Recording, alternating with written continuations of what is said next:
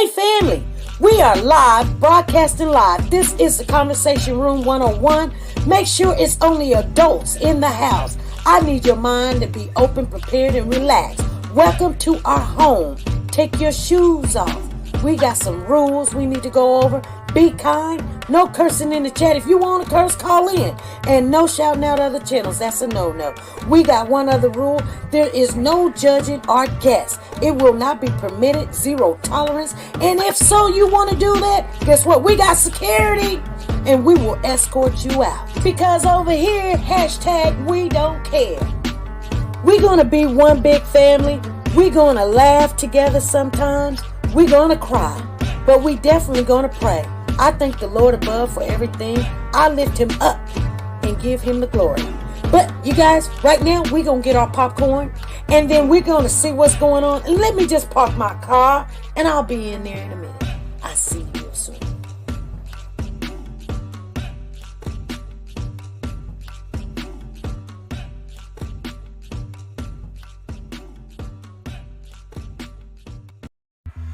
TeNika Shenette, the plus-size doll. Do you like to shop online but hesitate because of the uncertainty about sizing and the quality of some items? Have you came across an outfit that you love to rock, but girl, you want to know more about the company and how their items run first? I get it. Check out TeNika Shenette, the plus-size doll on YouTube for the latest updates in plus-size fashion and styles. She does the reviews that you can use. Timing is of the essence, but she will reach out to any company if she's not already signed with them. And get that item or a similar item to try it on first and provide that honest review on sizing, quality, and shipping.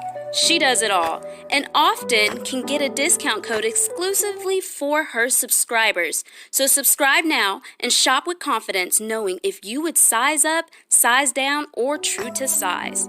She also reviews wigs, bundles, hair products. Like I said, she does it all. Measurements are in the description as well as the contact information for business inquiries or collabs. So subscribe today to be a part of the dollhouse where everything is big, bold, and beautiful. The link is in the description box down below.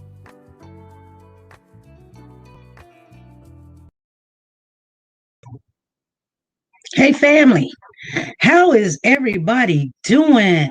Hey, thank you, Danae, for the super chat. Thank you guys for coming on in.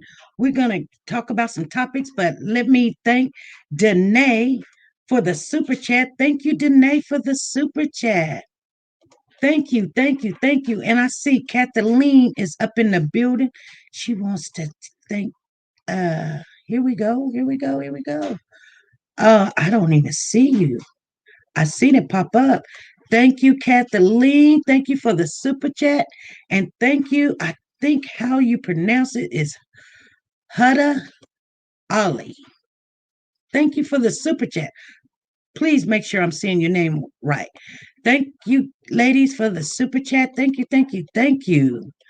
Let's see what we got going on here. Thank you.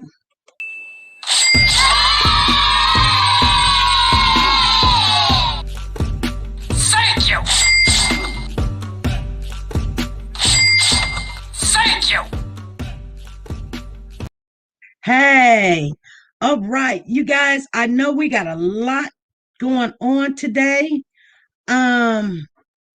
First of all, thank everybody for showing up. Please push the thumbs up, you guys. We haven't been telling you guys to do it. I know some of you guys forget about it. I forget about it also. So would you please do us the favor? Go out, hit the thumbs up, come back on in. We're going to enjoy this channel today. This is Wacky Wednesday. We're going to talk about some stuff. Candy Richardson, thank you for the super chat. I see you in the building. And let me appreciate Candy Richardson. Brent Montgomery, I see you. Thank you, Brent. Thank you for the super chat. And we got Candy in the building. Thank you for the super chat. Thank you, family. Thank you for the super chat. I see you guys in the building.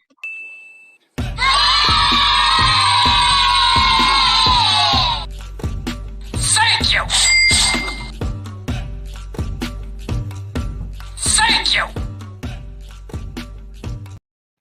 All right. I see a note here coming in from March Baby Lady. March Baby Lady says, and I'm hoping I didn't miss nothing. I want you to keep up what you're doing. Most of us would fall short. Ooh, thank you for the super chat. And we got Miss Rich in the building. She's thanking us too. Let me see what she's doing. She's supporting this channel. She says, hello, SP Mars and family. How you doing, Miss Rich? Thank you for the super chat. We're gonna thank you, thank you, thank you. Thank you for the super chat.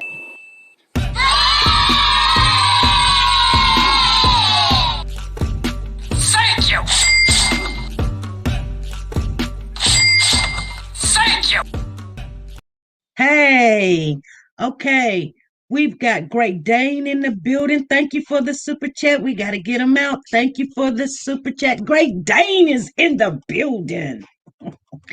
Hey, you guys. I appreciate you guys. I really do. Thank you. You guys.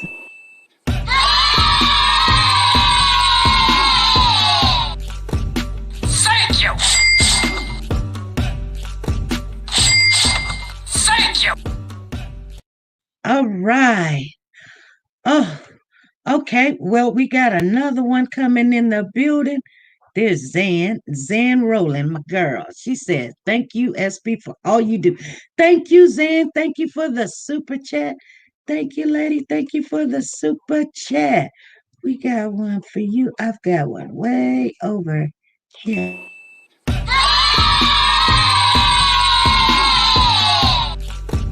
Thank you. There we go. Thank you. Hey, okay, you guys, and we got time today, so I'm on it. I've got a couple of announcements that I need to make. This is Wacky Wednesday, and we know a lot is not going on with the case, but we need to talk about some things. So if you got some questions, we're going to answer these questions today, and we're going to try to have some fun because there's a lot of drama going on. We're not going to address a lot of the drama because we're not in the drama. So we're not really trying to address drama. But if you got something that's bugging you, that's on your mind, please go ahead and spit it out. We may address it. We may not. Don't get mad if we don't because we're not trying to get in the middle of that. Because when you're not in it, it's just best to stay out of it. You know what I'm saying? I'm just keeping it real with you guys. I'm serious. I'm dead serious. But we definitely gonna talk about it. Thank you, Soldier Girl. She says, "Go Warriors, go! Go Warriors, go!" Thank you for the super chat. Thank you for the super chat, Soldier Girl. And we got another one up in the building. We got Miss 562. I think that is 562 Paramount. Thank you. She says, "Hi, SP and Moss. Much love and respect." Thank you for the super chat, ladies. Soldier Girl and Miss 562, thank you for the super chat. And let's go down the road here. We got, where is it at? Here we go.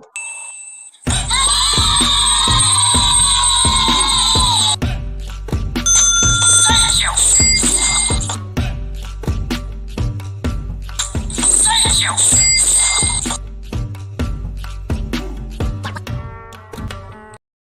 Hey, thank you, Miss 562.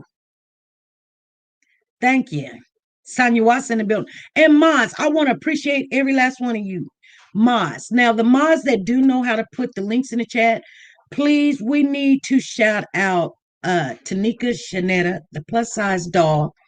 The link, if you don't have it, you know how to go get it. If you don't know how to go get it, I will put the link in the chat.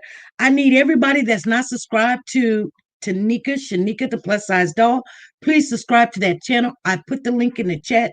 Some of you guys can copy it. And if you know how to do the copy, please do so. If you don't, it's fine.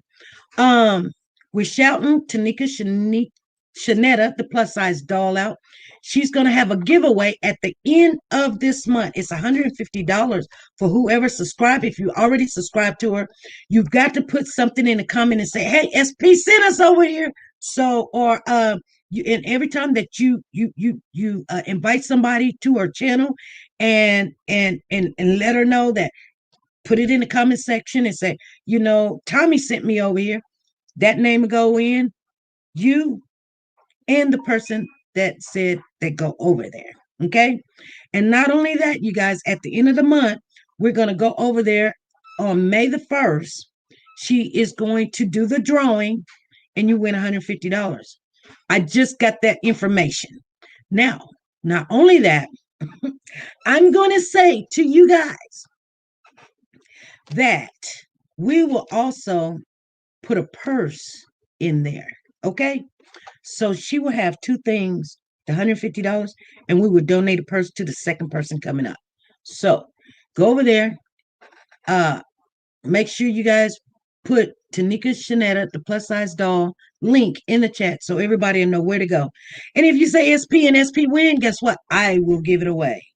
I will give it away. Not saying that I don't want the $150, but I can't win.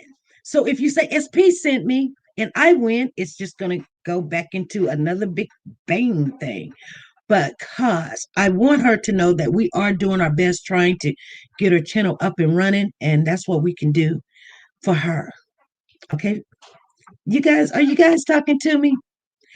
And like I said, if you already subscribe to her, just go over there and let her know, let her know. Okay. And please hit the thumbs up as you come in. Okay, you guys. We're going to talk about the California City Boys case. There's nothing new jumping off right now. So we're going to have questions. I had a question come to me late last night. And I'm not going to talk about people's names and numbers and who sent it and all this other stuff. But the question was, and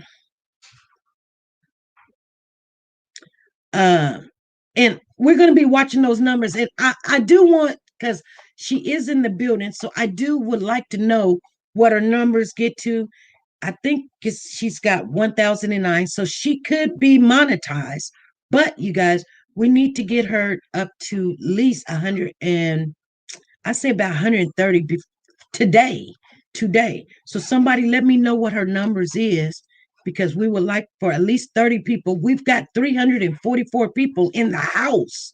At least 30 people can go over there and subscribe to her channel. At least 30 of them today. And I'm just saying, that's what I feel like can happen. We're going to make it happen. We're going to make it happen, Captain. Because, sharing is caring. Okay. So she says, Zan says, I have been praying for him and his family. Oh, I don't know. Okay, so if you have any questions, please let me know. We're going to talk about the California City Boys Orrin Orson case out of Bakersfield. And I know you guys have got some questions of what's going on. So if they jump out at me, if I don't see it, please just put it back in the chat again. Or you can call if you know the number. Let me put this number up here, because some people don't know the number.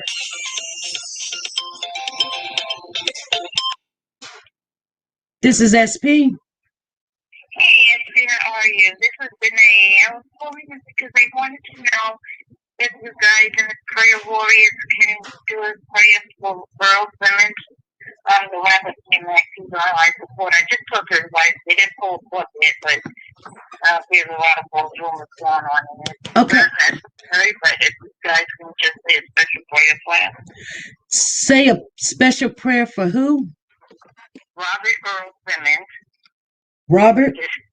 Yeah, Robert Earl Simmons is his name. His stage name is DMX. He's a rapper. Oh, you're talking about DMX. Yeah. He's a close friend of mine.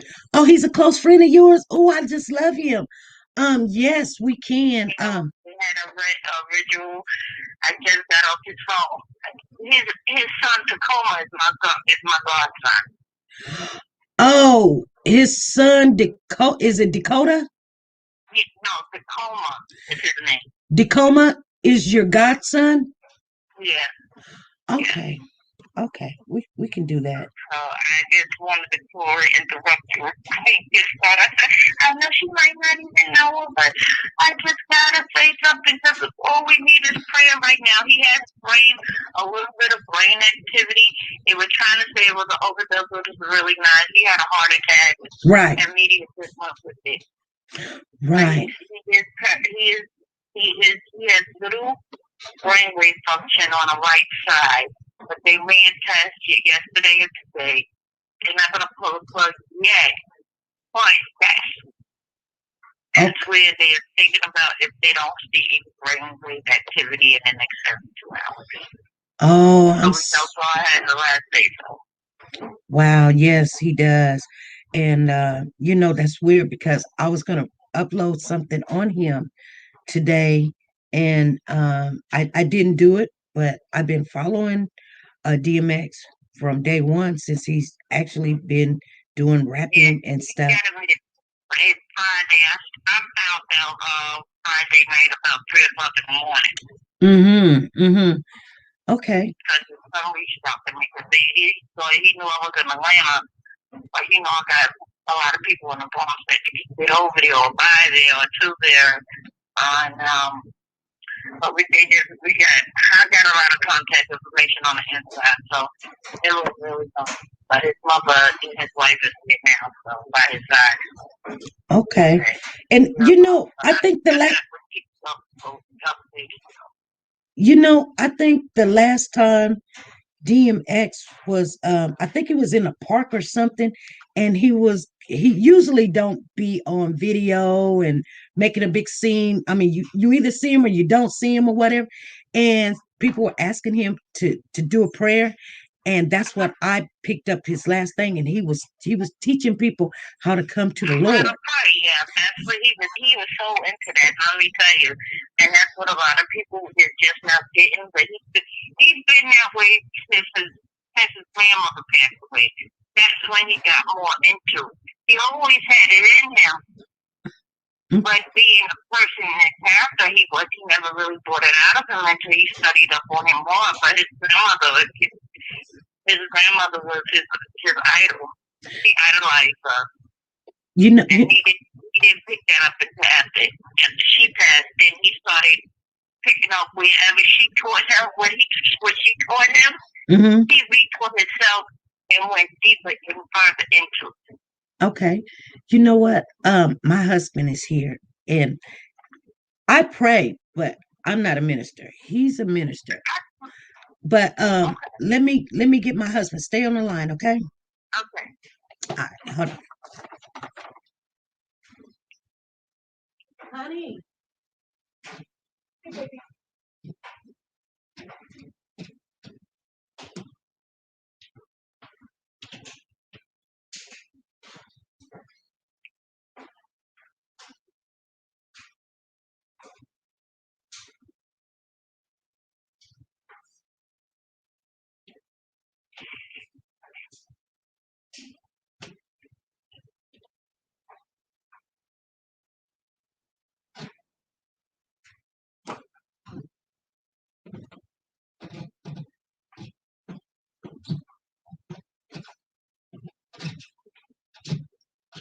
Are you still there? Yes, I am. Okay. Here's my husband. Go ahead, honey. Yeah.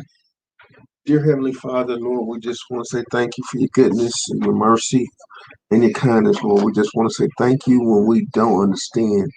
You are a God that knows everything. God, we're looking for a miracle, Lord. We need you to move on his behalf, dear Heavenly Father. Touch his body. Touch him from the top of his crown to the sole of his feet, Lord. Give him strength, Lord. Strengthen him where he is weak at, Lord. Let the doctors find out things that they didn't know before, Lord. We're looking for a miracle, Lord. We know you're a miracle working God. For that, we give you all the praise, all the glory, and the honor. Lord, we just want to say thank you. In spite of everything, we want to say thank you because his life is in your hands. We know that you can turn this around. Yes. Regardless, we're going to give you the praise and the glory and the honor. We ask all this in Jesus' mighty name. Amen. Amen. Amen. Thank you. Thank you. Thank you. Amen. Thank you. All right. Thank you, Jesus. All right, sister, you can call in anytime, okay? Okay, thank you so much. You're welcome. I'll come back and watch the show. All right.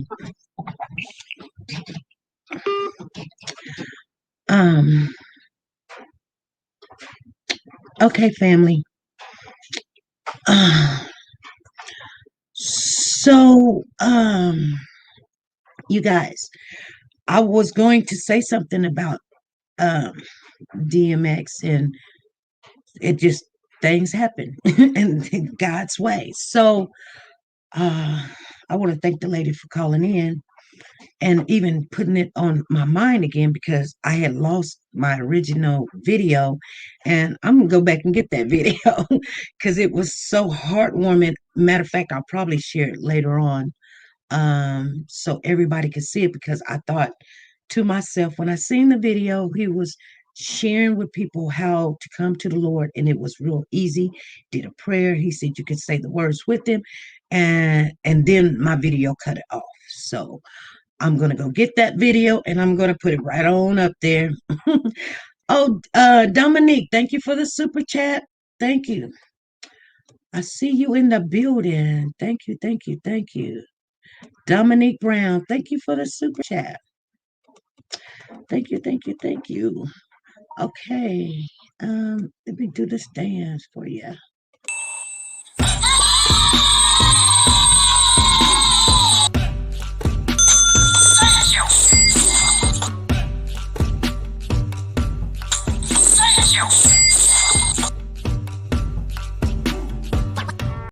Hey, they be jamming, you guys. They really do. They be having some fun.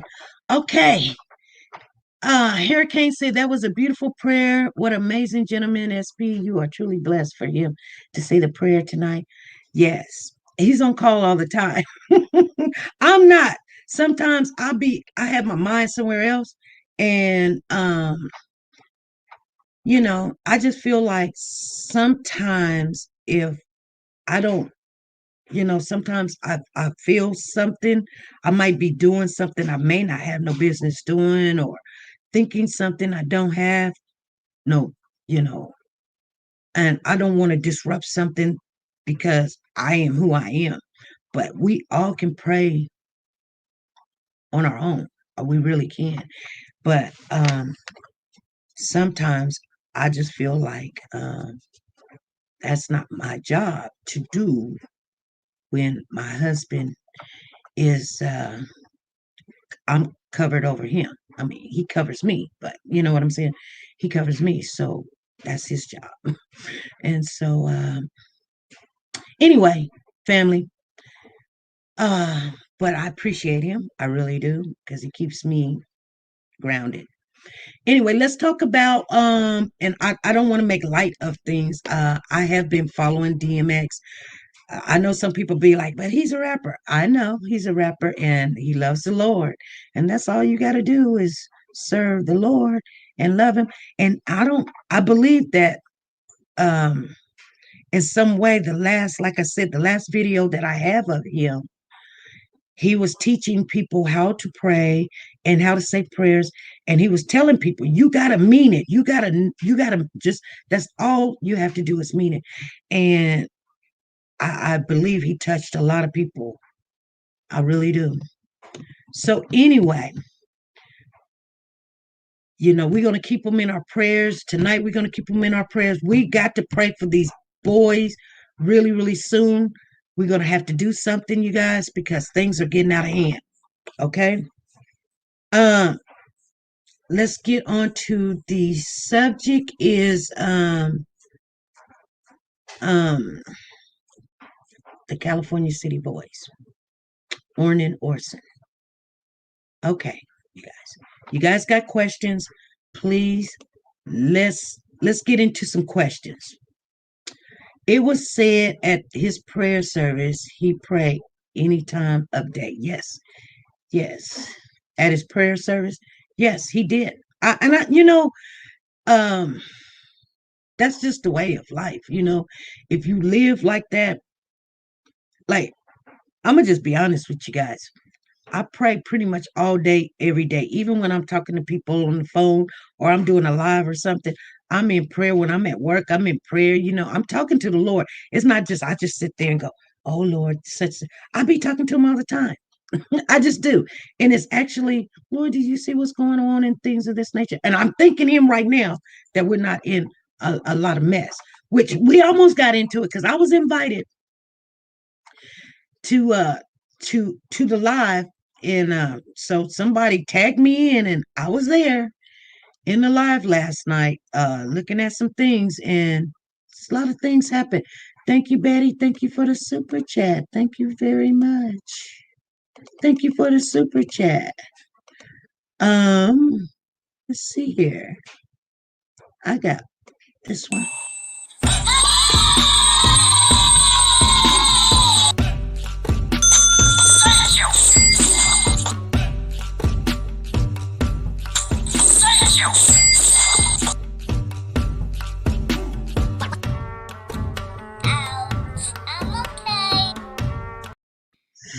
All right. Okay.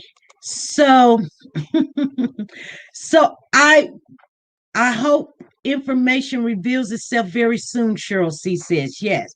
BJ says DMX was changing his life. Thank you, Lord, for him in his. He had basically already changed his life. Trust me. I follow him. His voice is something about his voice is different from everybody else's. And he's like, I just love it.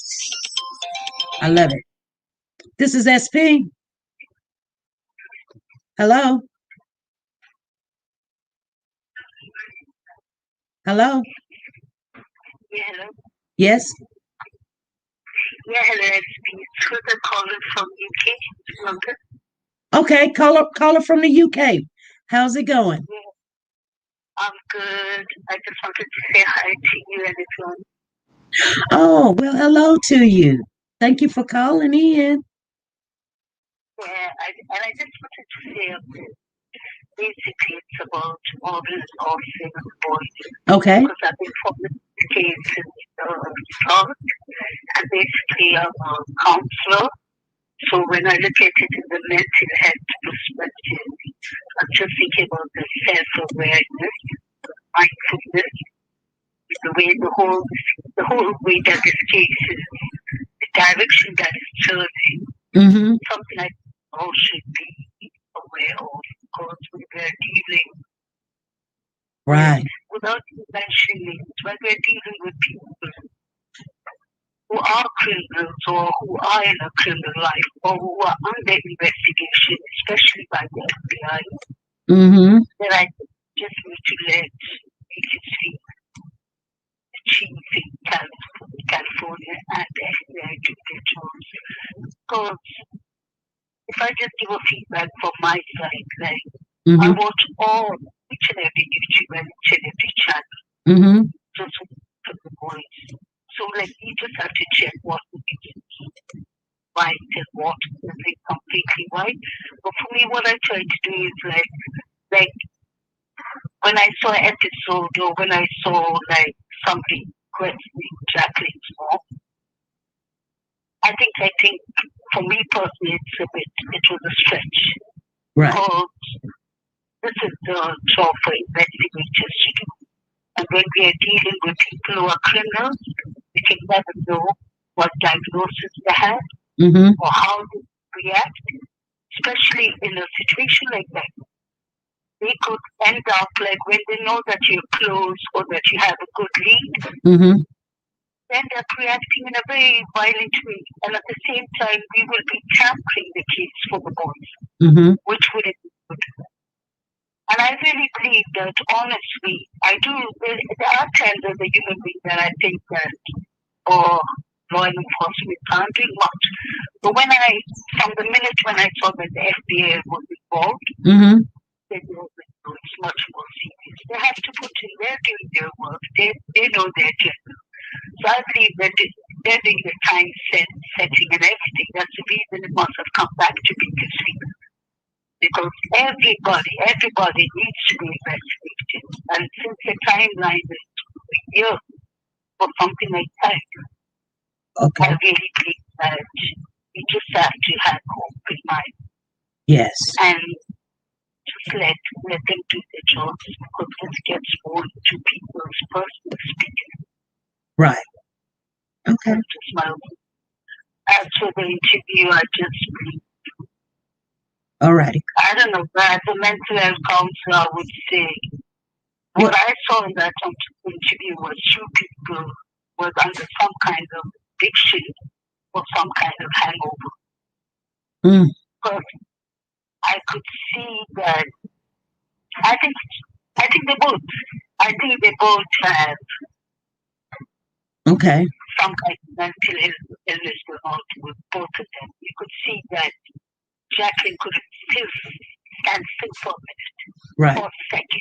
Yeah. Her eyes were everywhere. Mm-hmm. And the neighbors, civilians showed much more Mm-hmm. than what they said. Right. And for me personally, the whole interview sounded like an alibi. It Okay. didn't sound like evidence. Like, we can't speculate and say how a person's supposed to behave. I'm a parent too. We can, like, in the madness and in the anxiety, I believe that maybe some people don't show the emotions easily. But this was like, I didn't even see emotions between the couple themselves. Mm-hmm. So you're saying that since Jacqueline eyes were all over the place, she didn't show no emotion, and Trezell didn't show no emotion, it looks very suspicious to you? Very special. It's not only that, I believe it's the mask that they got away with. The what? The mask that they had on the mouth. Oh, their mask that they had on. Yeah, the mask. Yeah, the mask that they had on. Mm-hmm. Everything, like, basically, at the start, like when I saw the first interview, Mm-hmm. I did not understand that the biological parents and the neighbors were standing in front of them. Right. So that made it a bit difficult. But when even I saw later on, what surprised me, which was a red flag, was that Jacqueline was asking the neighbor, like, where do you live? Where do you live? She seemed like she just wanted to charge him. It was like more like, I just believe that Trezell was more collective in the interview than her. Although he looks like he was running the whole show, he was manipulating the whole thing. You could see, like, every time she spoke, it was more a red flag. He was just emotionless. Mm-hmm. Yeah. But what really surprised me is that we could clearly see there were 4 boys getting into the van, Mm-hmm. not 6 boys. And when so many neighbors say they haven't seen the boys, Right. it starts raising a lot of red flags that they're not involved in the search. Mm-hmm. That's the concern itself. Because the least they could have done is, instead of putting the 30,000, my personal opinion, for the award, is they could have put up that money for more billboards. To put up the money. Like, Okay, you said they shouldn't have put up the 30,000 for the reward, but they should put up 30,000 for what? no, I mean, like, the 30,000 they're putting up for the award, Uh-huh. they could have put up some of that money for more billboards. Okay. For the church. For more billboards. Okay. Yeah, because I just see, like, I don't see much emotions from the grandparents, which is concerning too. You can't have, like, usually we are parents. Just say if my daughter is 25 years old and my son is 19 years old do a crime, there has to be some kind of line and boundaries as parents where we have to speak up, because it starts affecting every other person. Right. Okay. And it's like, I don't believe that we as people have the right to charge into the houses or ask them questions, because this is their investigative job. But as human beings, as them, especially Wanda, honestly, she should take away the religion and the Islam part and everything out of the picture. Right. She should be out there asking what she can do. Right. Exactly. Okay. So they're too many red flags, and it's just sad because these are two little boys. These are two little boys. Right. It's 3 months. They should have. I respect everyone, all the YouTubers, everyone involved in the search, because we are all here for a good cause. But then we have to. We all are getting desperate now, but we have to stick with the positive thought and let go. I do understand the police can't. Obviously, the investigators can't put out everything they have, because people are going to start, the red flags coming up, and somebody is going down. My personal feeling is somebody's going down. It's a matter of who's going to talk first. Right. But what surprises me is these people should have had, like, since they had 6 children since they were responsible of 6 children. As a mental health counselor, I would have thought automatically, where's the GP? Allegedly, I heard that Giselle had a discharge military record, and he suffered of trauma. That is concerning, because there should have been either a psychologist, a therapist, somebody involved. Right. Neighbors, when neighbors say they haven't seen them, it's like these people just vanished from the whole society. Right. And they took advantage of the COVID epidemic. Yes. Yes. I just hope that these boys get found, and I hope we just stay united. Right. All of us, because this case has gone so viral. I stopped even watching everything, all the news, CNN. I've just turned to all the shows just to make sure that these boys get found. But another last thing I wanted to say, I put that up in my comments before. I don't know why, I believe the witness who came on the phone and said that she saw them in San Jose. I really hope that the police follow up on that, because for me, I would have thought, as a case study, go back to these people's background, right from the start. Right. From the time they were 5 years old. If anyone remembers them from kindergarten, from secondary school, from elementary school, from works, from bank records. Right. Even even when we're strangers, we as human beings don't realize unless we go back to holiday pictures or not. And you could actually see somebody on the background who's wanted without you even being aware. Right. So we need to go back and think, like, these people could have been anywhere. They could have been on the other side of California. For them to be so confident. That's what I think. All right. Well, thank you. I just want to put that in and to say thank you. All right. Thank you. And I just hope that in general we keep mental health awareness. Yes. That is really important, because all these crimes are linked to mental health awareness. So thank you very much. All right. Thank you. Yeah, I'll get back to my chat. All right. Thank you. Man. Thank you. Bye-bye. All right. Hold on, caller. Okay. Okay. She was saying something about we need to make sure that we remember that mental health is very important when we're looking at these cases, you guys, and she's right about that. I want to thank Bruce Davis for the super chat. Thank you for the super chat. I don't want to miss anything. Let me see here.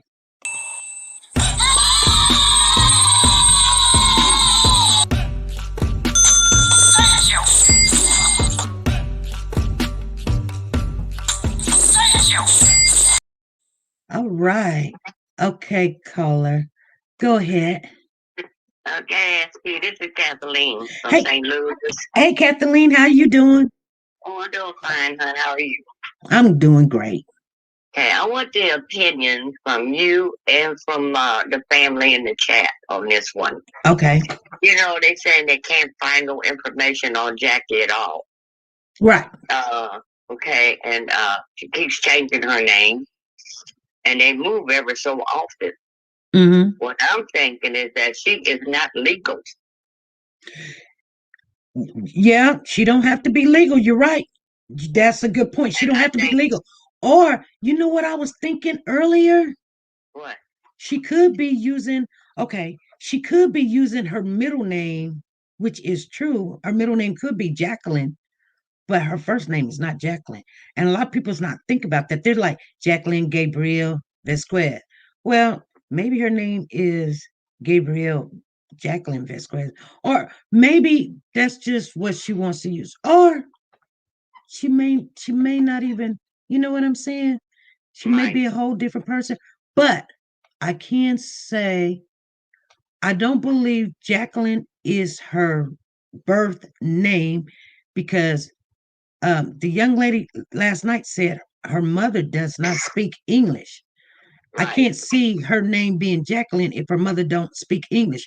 Her mother's name is Marie. Maybe her name is Marie, or maybe her name is usually their name. Spanish descent female usually be Marie. What else do there's a lot of Maries. There's a lot of they like the name Marie, just like Asians like the name Anne, they like Connie, things of that nature. But I mean, usually Marie is the main name they use. So when the woman that they thought that was Jacqueline's mother, named Cherry, said her name is Marie, but she couldn't remember what her last name was. Sandy Sassy says it's Sandy. They got Maria. I mean, even though, see, sometimes people throw you even if a person's lying, there's some truth in their lie. So maybe if people, but here's the thing, people's trying to find Jacqueline, and I'm just saying this. They knew that she was staying sometimes at her sister's house that was in the Casa Loma apartments. And I don't know where they were at, but why they when the car was there with the eyelashes, why they didn't go over there then? Right. I kind of figure, and I'm just saying this, and I know some people may get angry with me, but when you kind of go, you kind of have to stereotype what you're dealing with. And I said, okay, this is an older woman. She's Spanish descent. And so she has a lot of traits that African American women have also. So when we get older, we spread, especially because of the foods that we eat. We eat high protein foods, starchy foods, and then greasy foods. You know what I'm saying? Like rice, flour, deep fried stuff. So she's gonna be a bigger woman. So I always felt like that was not her mother, because not only that, if you're not active, and she was an active woman. She's not working a lot of jobs. I don't see her out in the yard doing yard work or something. She's taking care of kids. She's cooking for them all the time. So she's going to be a bigger woman, I believe, So, but they even said they found out that her mother does not live up here. Her mother lives in Mexico. Well, that's what she said? No, another video I was watching. Oh, said that her mother lives in Mexico? Yeah, that her mother lives in Mexico and she speaks no English. I'm kind of thinking they might have took them boys down to Mexico. Well, and I wish they could get somebody that can check out the down there at the border where they got all them kids at. So they might have sent them kids down there to get to some of their relatives to use them to try to get over here with. You know what I'm saying? Yeah. Kate says Jacqueline is of French descent. Well, they're saying she's from Mexico. She's not French. I think here's French. Spanish is a French language. African and French is the same. I don't know. They pretty much can talk to each other, even though that, you know what I'm saying? I don't know how that is. So somebody explained it to me, and it was an African guy, and he was like, they can understand because they speak French. And I said, how is that? I don't know. But French descent, as in the what she said? The urgent of the name. Okay, thank you, Teresa. But I don't even think them babies are even here. Soldier Girl says, yes, SP, you're right. Somebody's sending me text messages and stuff. I don't think that's her name either. It's a whole mess. Right. Spain is also from Spain. Tina saying is also from Spain. So we're taking questions and we're trying to answer some things, you guys. And so a lot of people is asking for these names, and even if they find the names, the sad thing about it is, what are you going to do with the name when you do find it? Because you can't. And I thank God for the people that we have. And I thought about some things that happened last night. I don't know if you were there or wasn't there or whatever, but when you have boots on the ground, if you have a channel, you're looking for stuff, you're going to get a lot of stuff wrong, you guys. Don't be so hard on the people that get it wrong. And it's going to be stressful too, because they're angry because they think they're there or they got something and they're holding on. And the last thing, I mean, we're going to get some things wrong. Just bottom line, we're going to get some things wrong, you know? I mean, I'll be looking at people and I'll be like, is this you? But I asked the question, since I'm so far, if I was there, I don't know. I'll be a hot mess. You know what I mean? Right. So I'm so happy I'm not there, because I would be asking the same questions, and I don't know if I would do the things that some of the ones that are on the ground doing, but I can't say if I will or I wouldn't. You know what I'm saying? Right. Because some people, that adrenaline is going and they want to know and they're looking for questions.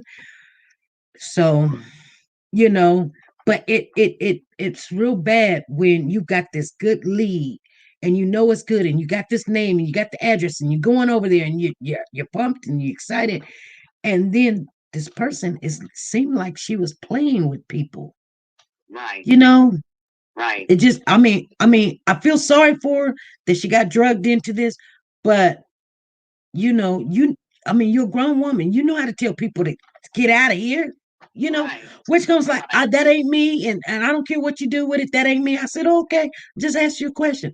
I'm not gonna drag you, drag your family and all this and all this other stuff. You say that's not you, we'll find out in the wash if it's you or not. We will find out. But we got to remember something, that but she can't get too mad because she keeps inviting them over. Well, she yeah, but we got to understand, inviting someone over doesn't mean that you can come over and just, do what you want. You know what I'm saying? You got to, but we do get. Another reason why I think she might be illegal too is because those apartments, we would go watching Southern Billy video that was showing all these apartments that people with the same names were moving into the same apartments. Yeah, because guess what? They might. And I think those apartments were set up for the illegals when they got here. And let me tell you something. Remember a long time ago, right at the beginning of this, I was saying we need somebody that speaks Spanish, because I had a really good lead. And actually the person that I spoke to, I think the young lady's name was Marie, but and she was up in Washington. I believe she was up in Washington, and she said she knew Jacqueline. I mean, I connected it. It's a long time ago. I don't even know what I did with the notes. She said she knew Jacqueline. I said I know you know her. She used you on a resume, and she was like, she called her. I think I still even got a recording of the conversation. So she went and got her husband or something, and then they talked and I couldn't understand what they were saying. They talked, and then she come back because she was like, honey, she said her husband know her from her husband. And I was like, oh. And so he comes on the phone, and then they were talking and stuff, And he comes on the phone. He's like, just tell her you don't know her. And then she comes back and she says, no, I don't know her. I don't know why she used my name. But, they're going to say that. They're going to say that. And nothing I could say, but okay, thank you. But I knew that they knew who I was talking about because her name came up and they were away in Washington. And she's like, yeah, I know her. And then as the conversation continued, she didn't know that much English. She didn't want to say nothing anymore. Right. So, and when it comes to Spanish people, there's a lot of them that is not legal here. So you're not going to get a lot of answers from, especially they don't want to talk. You don't know who they are because they never registered and you just don't know. Right. Yep. Trezel's relatives is in DC. Yeah. And I would tell you exactly how I got that number. I got the number somewhere. And when I even got the recording phone call conversation, I was like, well, there's nothing I can do about it. And I couldn't find, some people was like, I can, help you with the Spanish or whatever. But that's why I was asking people later on for, because we were going to end up with people that does not speak English. Right. And I know they speak English, but they started acting like they don't understand. Right. Especially when you start asking questions. Exactly. When you start asking those questions, they don't want to answer, then you wasting your time because I'm not going to sit here and play games. But so what do you think happened to the boys? I think they took them out. I think they took them down to Mexico. Why would they do that? Because I think she got family down there. But why would she take the boys down to Mexico? Why? What would be the significance to take the boys down to Mexico? Well, we got that surge of people that just came from Mexico. And they bringing kids up here. And, they saying they don't know if they are family members or not. Just because you say, hey, I'm that little boy's mother. They can't, they taking the kids away from them, which they weren't expecting them to do. Right. And they could be using them thinking, well, we don't have no kids, so she could take them down there and they could say, hey, these are my boys, and try to get across the border with them. Right. You're right. But if they are, United States citizens, they can come back anytime. They got the birth certificate and everything. But Tina T says the cartel. Well, they could have sold them to them, the coyotes. Right. And if they sell them to the coyotes, we probably never will find them. Right. Trafficking to Mexico. Right. Exactly. Okay.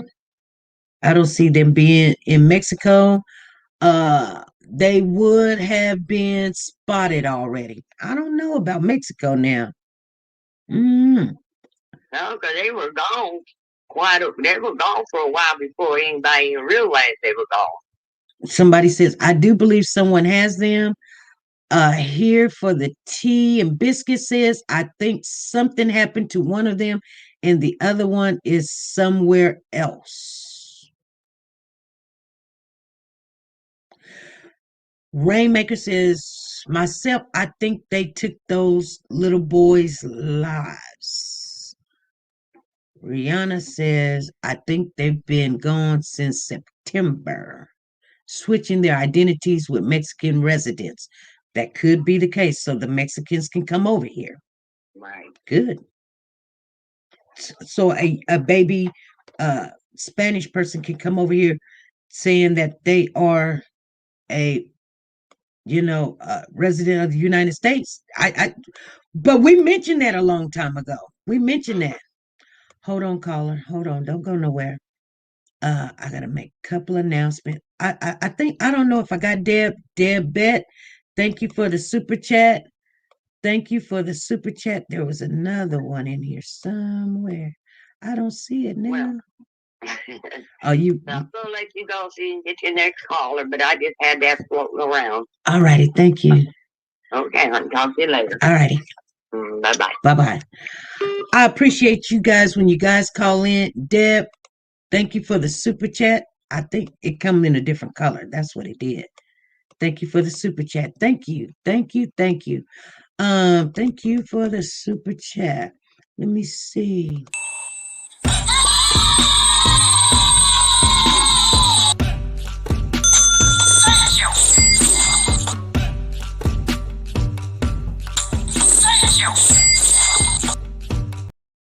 Okay. Kathy said he's got a lot of money from somewhere. I don't know about if he got a lot of money, but yes, they receive money for the boys. Yeah, they've been probably putting up some money and stuff. But I'm gonna tell you something. I did get a question late last night. I would like to go over it a little bit. First of all, make sure you guys, if you haven't, we haven't got the people that we need to subscribe over there to TeNika Shenette. Let me explain that to you. I put the link in the chat. So you guys make sure you go over there, subscribe to her channel. Come on back. We're trying to get 30. We only got like 10 over there. We got 1,010. She needs 130. I need at least 29 people to go over there because one person went over there and subscribed. Come on, you family. Come on. We got to help each other out. This is a good channel. It's going to give you some content. She's talking about clothing and everything. Then we're going to go over there on May the 1st and we're going to support her. And she's going to give away $150 of whoever's name come out the hat. You guys know you need the money. $150. We're waiting on you to go over there, subscribe, and come on back. Come. This is SP. Hey, SP, this is Great Dane. Hey, Great Dane, how you doing? I'm good. I really don't think that they gave those kids away because they had to. Okay. I mean, because they wanted to. I feel like if he was selling the kids, I do feel like that what the lady said about him discussing Pizzagate with her. She said he had the conversation with her. Then she said the next time they had the conversation again for over an hour. And I'm like, most people, when they have a guilty conscience about something, they continuously talk about it. Okay. Not to mention that he told her way back in June or July, whatever, that he only had 4 kids. I kind of believe I don't know what happened, but I don't think that whatever he did, I feel like he had to do it. That's what I'm making say, because if he was selling them, he would have got money, and he had to borrow money to get the house. And I almost feel like he had to borrow that money to get the house just to set up the thing that they had going on. And if he had sent them over to Mexico to bring some people back, I would think that before, they wouldn't have reported them missing if that was the case. If they, if they had plans on getting them back, I don't think they would have reported them missing. Right. So I think whatever was done, it had to be done. So what do you think happened to the kids? I feel like whatever the Pizzagate situation is, I feel like he talked about it a whole lot. And I do feel like that's what happened, but I feel like it was something that had to be done. I don't know what he did or what he owed or what, I don't know what happened, but I just feel like it was something that had to be done. Because, I mean, for one, y'all getting all these kids so y'all can get a little check to keep y'all bills paid. And so why give them up? If you're going to get the extra $1,000 or something for them a month, why give them up? I feel like it was something, I don't know if they owed a debt to somebody. My suspicions is some Mr. NAACP. I could be wrong. I just feel like his brother had some involvement in it as well. But I just feel like whatever was done, it had to be done. I don't think that it was something that, I definitely don't think they sent them nowhere to bring some people back, because I don't think they would have reported them missing if that was the case. Right. What do you think happened to him?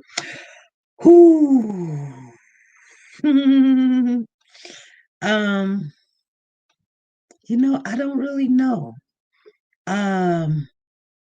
Every day, I get some information that gives me,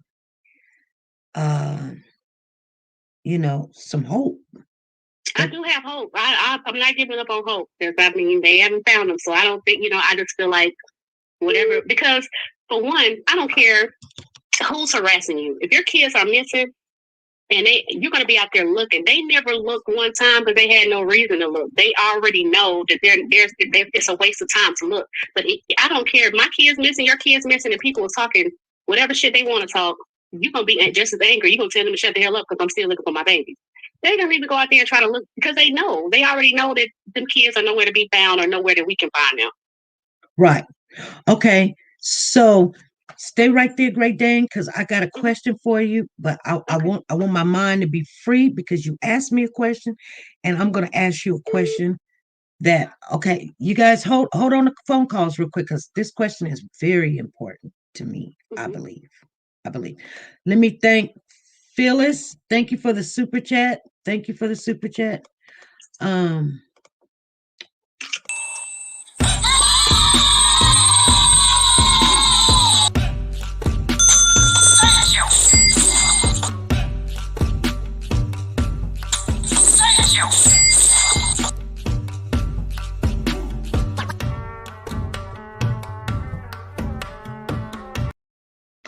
Okay, so I got a question for you because somebody asked me this question.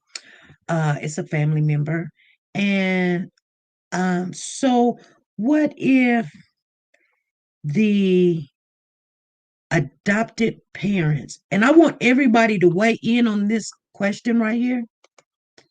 And hey, Shannon, happy birthday to you. She said happy birthday. Happy birthday to you, Shannon Peters. How you doing, SP? Anyway, happy birthday to you, and thank you for the super chat. And I'll put it in there in a minute. Let me just see what you got, because I want to be focused when I tell you this. Thank you for the super chat, Shannon Peters. Thank you. Really? Thank you for the super chat.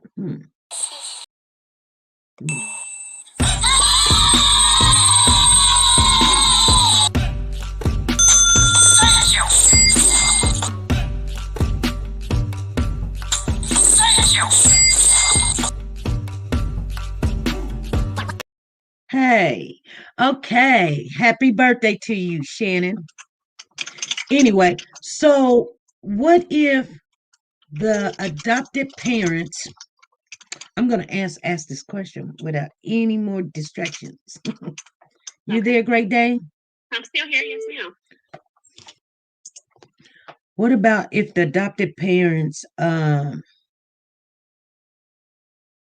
gave the kids back to the biological family? That doesn't make sense though. Like they wouldn't have been there raising hell for one. They could have just stayed where they was at and act like they didn't even know what was going on if that was the case. Like, they would, it's a thought, but why be out there clowning? You could have just act like you still lived an hour away and didn't know nothing about it because their names are Orrin and Orson now. Yeah. I mean, I just don't think that's the case. I just don't think that's the case. Because y'all would have fought so hard to try to get them adopted if that was the case. Well, somebody asked me that question, and I thought, well, if that was the case, what do you think will happen to the adopted parents, and what do you think will happen to the biological side? Because they didn't. I mean, logically speaking, I don't think they would have done it because they would have jeopardized the kids that they already have. Okay. So I just don't see them. I just don't see them doing that. And then one thing about us, we ain't gonna sit in the house too long. Somebody would have seen them kids. Somebody would have seen them by now. We know you a regular old person living in a regular old neighborhood. Kids ain't hiding in the house for no. I mean, then at the end of the day, you got to think logical. Like, what are y'all gonna do? Just hide them for the rest of their lives? That ain't gonna work. Okay. It's not gonna work. I just don't think that's what happened. And even with the video that they got, and you don't see them kids coming back on the 19th. Y'all leave before kids that y'all probably just bought to visit the house for a few minutes, and then y'all come back with none. Like them, I think them boys been gone. I don't know who said they seen them in September, but I feel like when they asked that lady, I believe that lady when she said she asked him, and he specifically told her he had 4 kids. Mm-hmm. And then all the pictures we see is over the brother's house, or that he always with it's something about the brother. It's something about that brother to me. I feel like he had some type of involvement, and I don't know what the involvement is. But like I said, I don't see you having to borrow $5,000 to buy a house, but you have to borrow that from somebody. But then now you got $30,000 to put up for the kids. You couldn't borrow $5,000 from your brother. Right.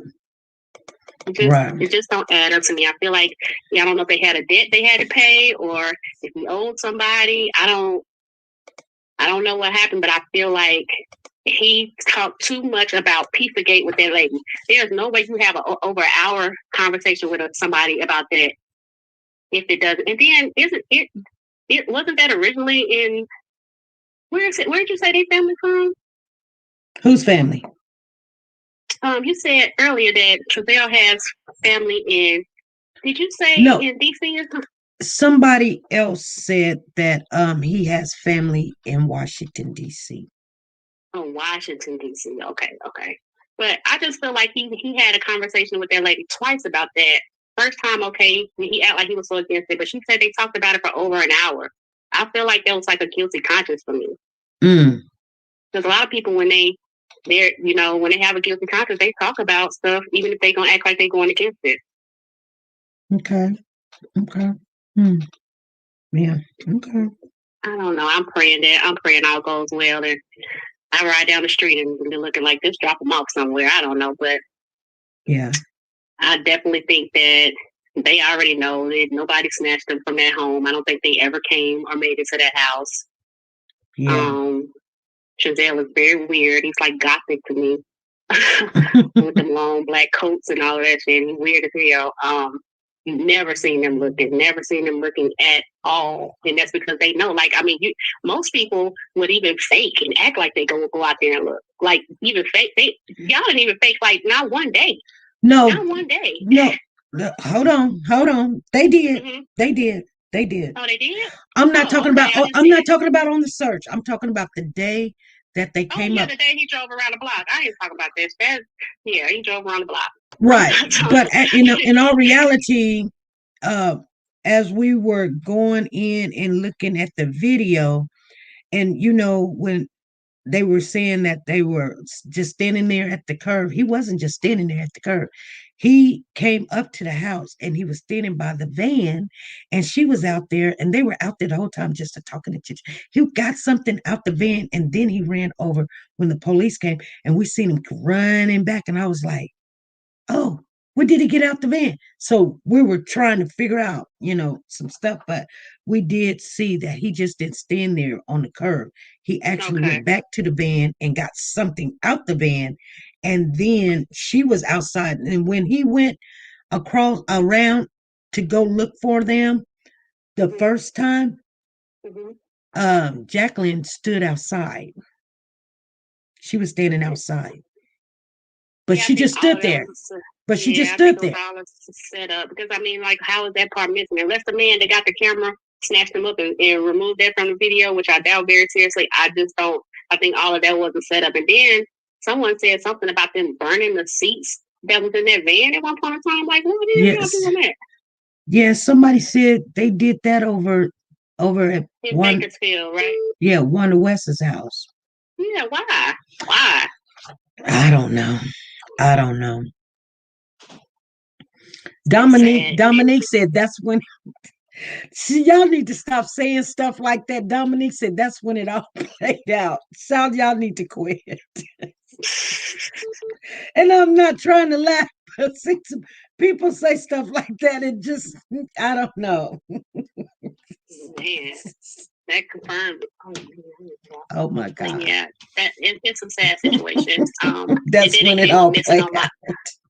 They came up missing on my birthday, so which I've been following ever since. I was just like, wow, this is really sad. And I pray that they get some answers. I think they need to look into the those adoption agencies or those companies, because I think they're crooked as hell. Like, if this lady got all these charges, well, on Facebook they said they pulled the lady's record up, Jacqueline's record up, allegedly, and she has all kind of charges. So y'all ain't doing no thorough investigation if this lady has all these charges and y'all still giving them kids. Well, are they pulling up the record of the young lady that they had on live the couple of days because they found out that Cherry lady is not Jacqueline's mother. No, not Cherry. I'm not talking about Cherry. I never thought that lady was her mom anyway because she was too open for me. Like, there's no way, if something's going on with that lady. Something's going on. Something's going on with her. Something is fishy. But you know what crossed my mind? I thought she might have gave Jacqueline up for adoption and didn't want nobody to know. That's what I crossed my mind. She said something about her brothers being adopted. Then I was like, well, maybe she gave her up for adoption and didn't want nobody to know. Because it sounds like a lot of adoption going on around there. Everybody that knows somebody has been adopted or knows somebody that's been adopted. Right. All right. She is a weirdo, but I'm not going to hold you up. I just feel like he talked too much about Pizzagate. Yeah, he did. And maybe he was trying to get his way in there to make something happen. You know what I'm saying? Could have been. I just feel like, hit dog holler. You just talk about that too much. You had over an hour conversation with her about it because if you're against it, it's like, oh, I don't like that and I don't fool with it. Not a whole long conversation like it's bothering you. Right. You're right. Yeah. Okay. Now, what do you think about before you go? What do you think about, because you did say something about the money and so what do you think about the money to pay for the children could have been that $5,000 that was given to him for the down payment on the house? Well, the lady said that he was guarded and he was paying it back. I feel like if she was giving up some money to snatch some children, she wouldn't have called in.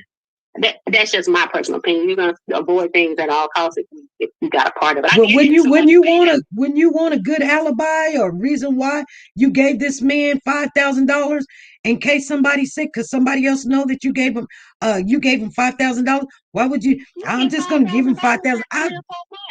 So you get $5,000. You're gonna give me way more than $5,000 for some kids. So if I'm giving up some kids, you're gonna give me way more than $5,000. That don't make sense. Like I need 50,000, 100,000. I don't need none. I ain't selling no kids. But if I'm just selling kids to get some kids up, $5,000 ain't shit. You get that. You get what the lady said. They getting 500. Somebody said 500. Then somebody said 1,000. So in a couple months, you're going to be getting that. So that may not be in the last of it. They got the house. Okay. They got the house. 200. Yeah, $130,000 house. They paid $200,000 for $130,000 house. They got approved with no job. That's weird as hell too. And they got the down payment. Let me tell you what else was weird that I thought about with that. When you are getting a house, you can't go get no loan. And that lady said that she loaned. Did she say she was at the bank and she loaned him something? Yeah. You can't get no loan. I know you can't. That's why she. I know. That's why she did wrong. You cannot. You can't get a loan for. You're supposed to have that kind of money. You're supposed to make 3 times the amount. Actually, but the vibe that I got from the lady, it was almost like she gave it to him out of her pocket.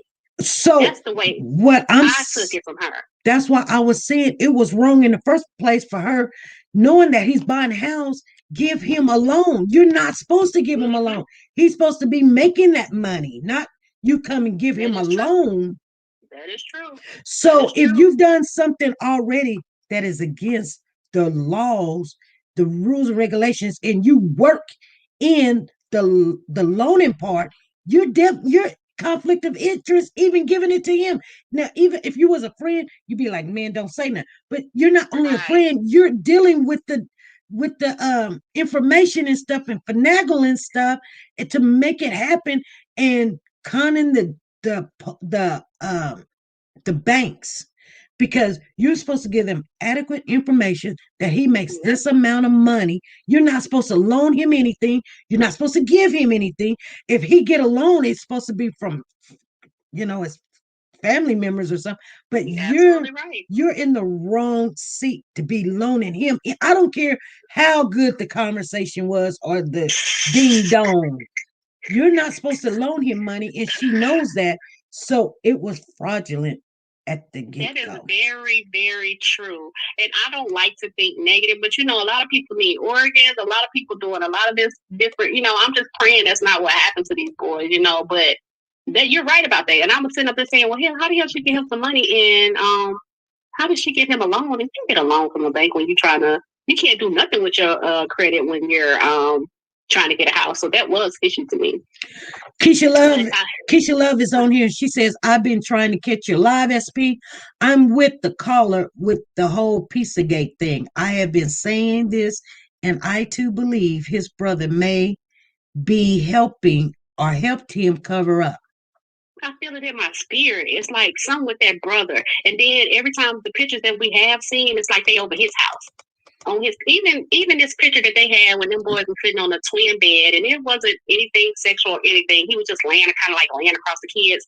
That picture just rubbed me the wrong way. It was just like, it was almost like a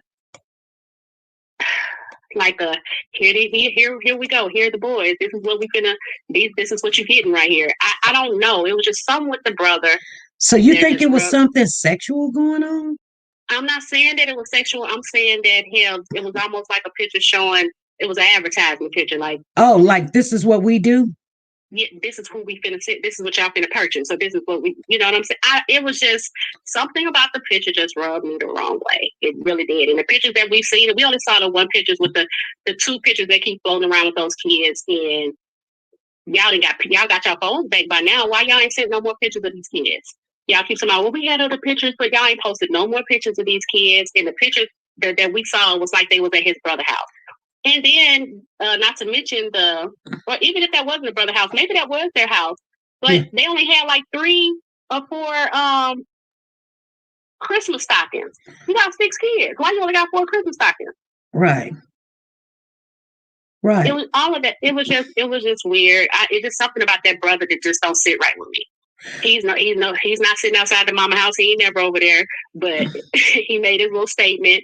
And I feel like it was just something about that picture with them kids sitting on the bed with them. It just did something to me. I don't know. But when was the picture taken with the Christmas stockings? It wasn't 2020, was it? Now that I don't know what dates it was. It was just when I saw that picture, I saw that one with him sitting on the kid with them with the kids on the bed, and I saw the picture with them sitting in the living room with the stocking. So all of that I saw at the exact same time. So I was assuming it was all around the same time, but I could be wrong. Okay. I don't have dates, so I can't. Oh, but it wasn't the last Christmas when the boys came up missing. Well, it was a fireplace. So is that the fireplace that was in the house? So to me, it looked like an apartment. It didn't look like a house to me. It looked like an apartment. Oh, really? Now, I could be wrong, but still, for me, the lady said that this man, I don't know, she is discredited at this point. She didn't let this man borrow his money, and she talking about he only got 4 kids. I don't know. Why would she say that part, though? Even if she let him borrow money, why would she say that he specifically told me he only got 4 kids? Right. Like, why would she go against the grain? You know what I'm saying? As far as they go, he could have swindled her, we could talk to people out of some stuff. He could have swindled her out of that money, but why would she say that part? Why would she give that up saying that he said he only had 4 kids? Then she said she looked in the van, but it was so dark she couldn't see everybody in the van. So he didn't talk her out and swindle her out of her little money, but she wouldn't have said that if she was trying to give him an alibi. Yeah. Okay. I don't know. You enlightened me on some stuff, and thank you. No problem. Wow. I see why you guys getting all upset. You guys been going around here getting all this information, and I'm asking y'all questions like, where did you see this at, and what year was it? Yeah, I need to go and find those pictures and look at it. But it was just something about it just didn't sit well with me. I don't know. I've been through some stuff, so I don't like kids. No grown men and no kids' bedrooms and none of that stuff. Anyway, it just don't sit right with me. But the way that picture looked, it was just like, these are the boys we selling, or these. It just looked like that to me. It just looked like that to me. Okay. All righty, we can jump back on your live. All right, thank you. All right, no problem. Thank you. I like that conversation there. I liked it.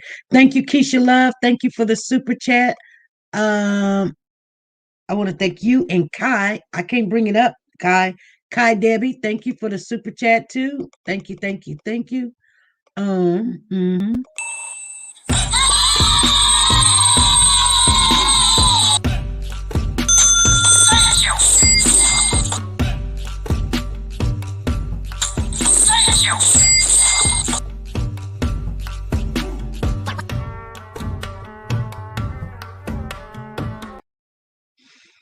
All right. Black the Ripper, how you doing in the building? Teresa, how you doing also? I had a couple of phone calls come in. I'm going to grab those phone calls. You guys call on back in. I'll try to give people time enough to, because this was questions. Anything is possible at this minute. Yes, Ruby, it is. Rita says, thank you, caller. Very informational. Very informative. I'm trying to read you guys' questions and stuff. Susie says, I thought Jamal sent those pics in from December 2019. I assume they were taken at his home or Wanda's. Do Wanda have a fireplace, you guys? Does she have a fireplace? Let me know. Do Wanda have a fireplace, or is that a air conditioning thing up on top of her house?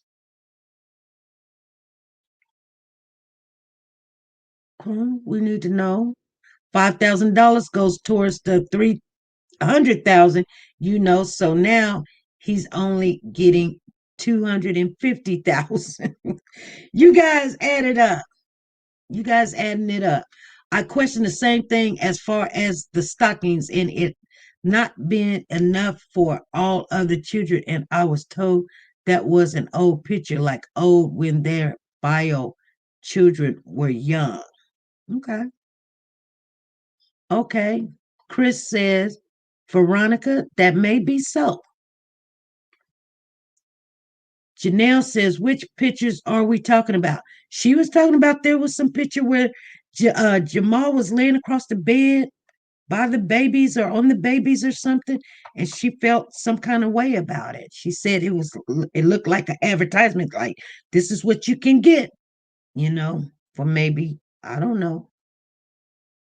That's what she said when she looked at the picture. That's what she felt with, And some people have that kind of discernment because of whatever. When they see a picture, they can tell what it means. It may look just like innocent or something, but some people can see that and go, something going on there, So anyway, we got 6 minutes. I was waiting on those phone calls. 6 minutes is in. 6 minutes, 6 minutes.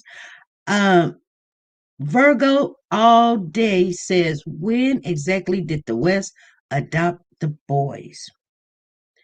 They don't give us the exact date, but the year was 2019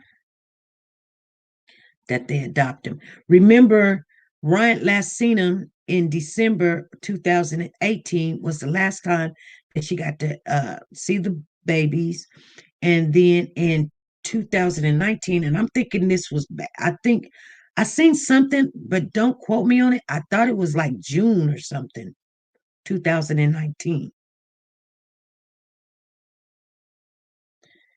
K Social says, got that 6 cents. Exactly. Donna says 6 minutes. Okay, I want to make sure everybody do know. Let me put it in the chat again. If you don't know, go over to TeNika Shenette, the plus size doll. There's the link in the chat. If you subscribe to her channel and say SP or somebody sent you, you will get your name in a bucket where she's giving $150 away at the end of this month. We will be over there on May the 1st. She's going to draw from there. We're also donating a purse for the second person that she pulls out of whatever it is. And you can win. Okay. We're trying to get her up there so that she can be monetized. Even though that she has 1,000, people thinking she should be monetized. Well, it don't go on that. You got other things and criteria that you have to meet. So we're trying to get her there. So you guys come on and help us out. I know we can do it. We got more than 600 people in the chat.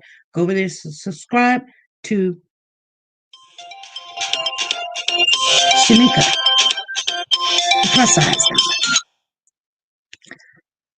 Hello, this is SP. How you doing?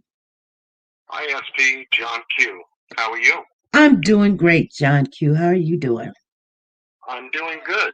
I had a question I wanted to ask you. Just something for, today's food for thought. When Chief John Walker Mhm. of the California City Police Department mentioned foul play, and he believes that there was foul play. And then you hear it again from the investigation unit at Bakersfield stating that they too believe that there was foul play. What comes to your mind when you hear those words? Foul play mean it could mean that the kids were sold. It could mean the kids were given back to the family. It could mean kidnapped. Okay. Abducted. Mm-hmm. It could mean that somebody already did bodily harm to them. Right. So I look at all four of those. Yeah, as he stated, foul play is a very vague term. It's wide in scope. It is. It could mean a lot of different things to different people, even though they didn't specify what kind of foul play it was.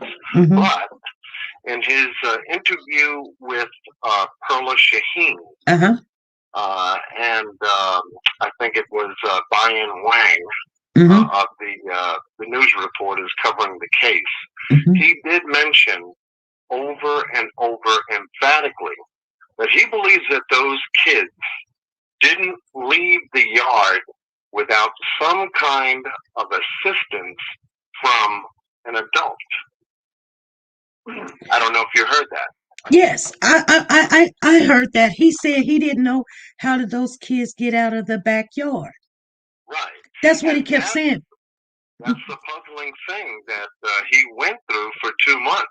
How did the kids get out the backyard when our scent dogs and cadaver dogs and all the technology they used couldn't pick it up, couldn't identify that part of what Trezell said in his statement? Well, I'm thinking that, and this is just my belief, I'm thinking he's wondering how did the kids get out the backyard, because I do know that somebody had came on our channel and had confided in me that was a part of the West family, and it was told to me that the kids were taught to not speak unless they raise their hand, and only to the mom and dad. Now, how true of that, I don't know. But if the kids can be coerced to say, well, or if you know that you're planning to tell this big fabulous lie and you need someone to validate what you're saying, did the kids say the last time that they seen Orrin Orson, they wouldn't say we seen him on the 21st or whatever day.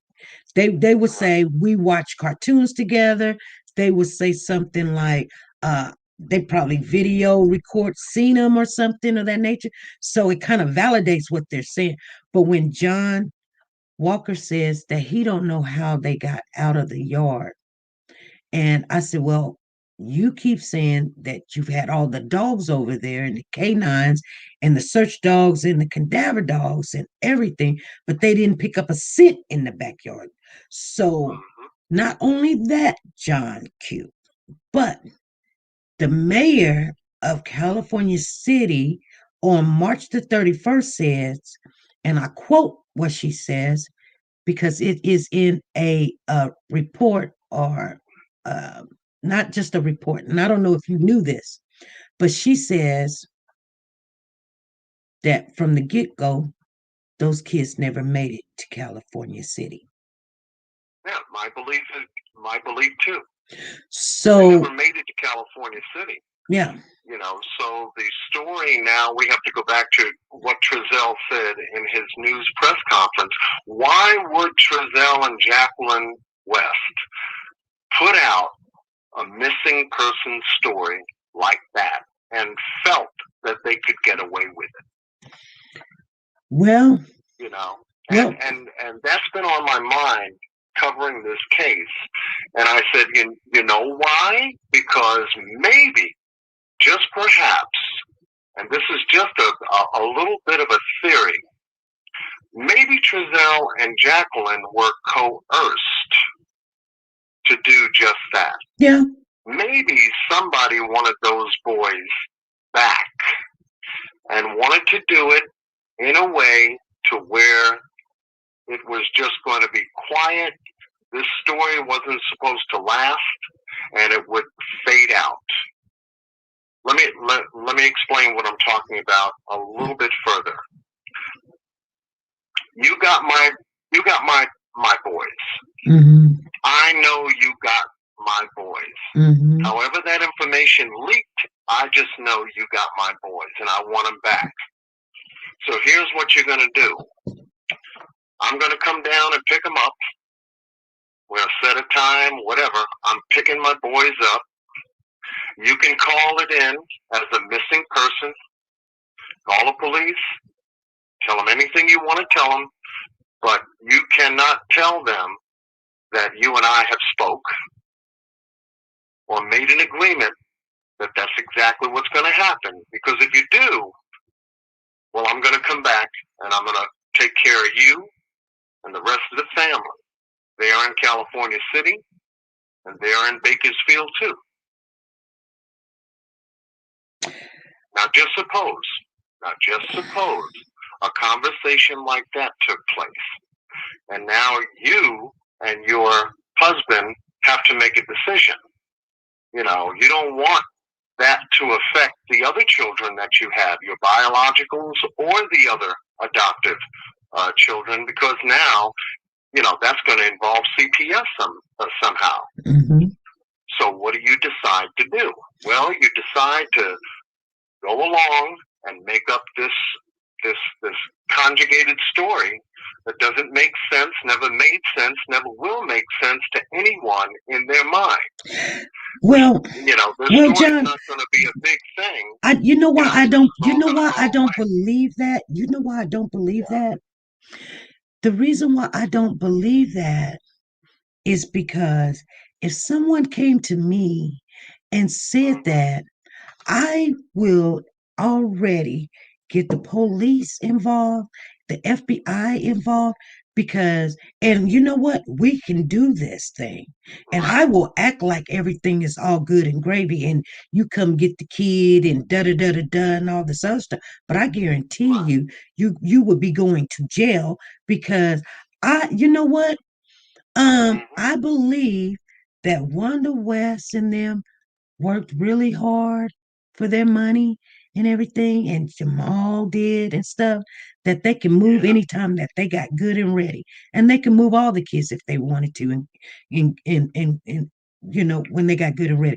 So a threat like that, because you want some kids, would be absurd to me, because you're going to take some people out.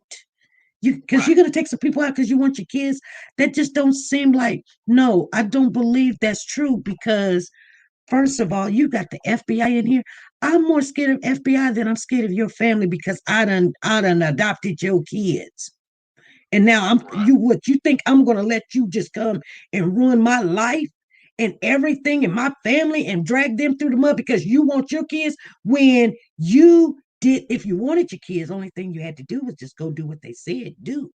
Don't come to me and then threaten me. And now I got to go tell a lie and put my kids and my mother, my brother, all in danger because you want your kids. And I'm supposed to say yes. That doesn't sound right to me. That doesn't sound like that's even feasible that he would do that. Or if he did do it, he would contact the police and say this is a threat and this is and they're trying to pay me for these kids back, or they want me to give these kids back. And I guarantee you what, they would be in jail, because I'm not going to sit there and now go make a false police report, put my kids in danger because of you want your kids. If you wanted your kids, do the right thing and get them. So, so I don't believe that the bio family done this like that. Right. No, I respect and appreciate your direct comment on how you feel or how you would have felt under the same situation. But we're talking about Trezell and Jacqueline Smith. And Trezell's brother is over some group in the NAACP. He has a very smart brother that would have gave him very good advice what to do. It wouldn't have been just Trezell by himself, because I'm pretty sure he would have told his brother, hey, look here, Jamal, guess what? They told me if I don't give them these kids back, they're going to come and kill us all. Jamal would have said, you know what? Call the police department, tell them what's going on, go put your kids, bring them down here for protection and tell them to bring it. That's what he would have told him. But if I call the police, I'm afraid they may do something to the family. I'm afraid that they may do something to you or mom or dad or somebody in the family. I don't want to do that. That's what they told me not to do. Right. I understand, but I don't believe this bio family has done that. I don't know. You might be right, but I'm just saying I don't believe it because the simple fact, not because they're out there searching and things of that nature, is because to make a threat like that, you're looking at prison time yourself. Just for the threat.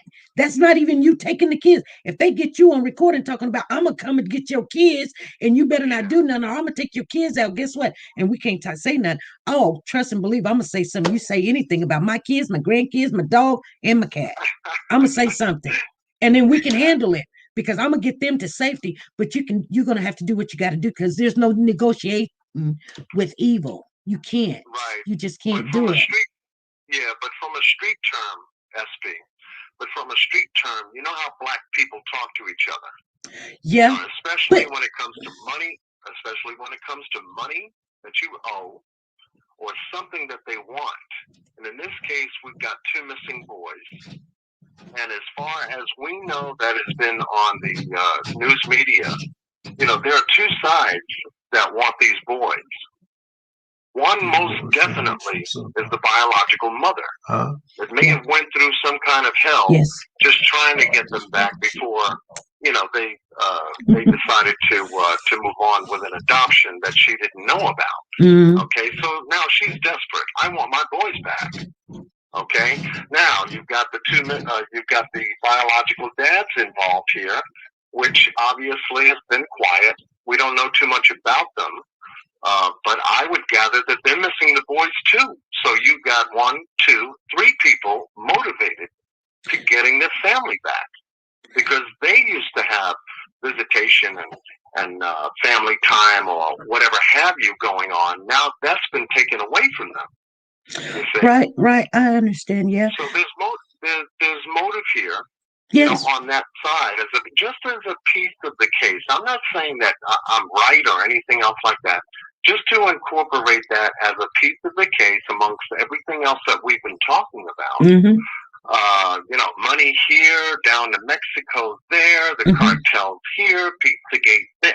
There's a lot floating around on this case. But to also just say black people are not that sophisticated to come up with a big grand game plan when it comes to doing something simple. When they want something, they go out and get it. That's how we work. I want my family back. This is how I'm going to do it. Right. But they didn't expect this thing to blow up this big. That is their dilemma. They're in a conundrum right now. And if they didn't think it was going to blow up this big, then why did she even show up at the house? Because when you come to the house, then you're bringing more of drama to the equation, which that's what she was doing. And then she made a couple of news statements, which she didn't have to. She could have said, hey, I lost him. It was it is what it is, and I'm gone, I'm done, or whatever. But I mean, when she showed up, that shows that she's concerned. She showed up. She wanted to know if her children that she had bared was okay, or what's going on. I was wondering why she was there. I was wondering why she was there, and also everybody else in the family. As incredible as it was, 48 hours later, you got the family down there where they're not supposed to know where these boys are because they've been adopted. And they seem to have been the only ones on the block that was there at the news conference. On her Facebook page, she's welcoming people to ask her questions, but be respectful. So, have you asked her on her? Because I can't speak for her because I don't know, but I do know one thing that, and I don't try to compare because every situation is different. But I do know when I did adopt my daughter, there was a lot of anger from the mother's side. And I mean, she put out threats. People that knew me would come to me and say, SP, she looking for you. She said she gonna do this, she gonna do that. One time I got a phone call, there was some threats or whatever. And it is scary. It is scary. But you know what? You don't go make deals with them and say, okay, I'm gonna give you the kid back, and and then I'm just gonna call. No, you don't. But I understand what you're saying. It could possibly happen because sometimes when people are money hungry, and if I gave you this child and I thought everything's fine, but now I got to go show some evidence and you won't give them back, I can understand it or whatever. So everybody's a suspect. I'm not saying I'm in agreement with you. I'm saying the possibilities is always there because everybody is a suspect. And that what you did come out with is a possibility. It is. Right, exactly. But you know what? I think some food for thought. I think if you went on Facebook and you asked her, she might even speak to you, Right. Well, I would definitely love to speak with Ryan Dean in regards to how she feels, what she's been feeling, what she's been going through, how is she handling this particular situation going on with her sons, and I'd love to speak with her. So I'm pursuing a couple of things on my side in reference to trying to do just that, but also too, I wanted to just jump on here real quick. Don't mean to take up a lot of time like we did the last time. But some just people throw that out there just to have. But John, do you know why some people? John, do you know why sometimes people don't come on these lives and stuff? Because when a person says something and I understand what they're saying, it get twisted. One word get twisted. You say hi. Oh, you told me that I was getting high and da da da da. And now you trying to fight that off. And the minute you say something to fight that off, something else. So I understand why people go somewhere and they go sit down. They're already dealing with a lot of stuff. So people sit back and say they're not saying nothing. I wouldn't say nothing either. I just wouldn't, because you know what? I got enough to deal with, and I'm dealing with my emotions. I already hate myself because what's done happened, and I don't owe nobody no explanation. If this was me, that's how I would feel. I really would. I don't owe nobody no explanation. This was my kids. I lost them. Yeah, I didn't do things right. Whatever. It is what it is. I tried. I've already, I've got one God to deal with. I don't have to deal with nobody. I don't have to answer nobody else's question. Right. And just like you said, this is an emotional situation, and the emotions are high. Mm-hmm. And when you talk about, as I said before, when it comes to money, that holds its own emotion. Yeah. People make of it what it is. When it comes to your children, that's an entirely different emotion. It's stronger. It's more resonant. It's never ending. It's everlasting.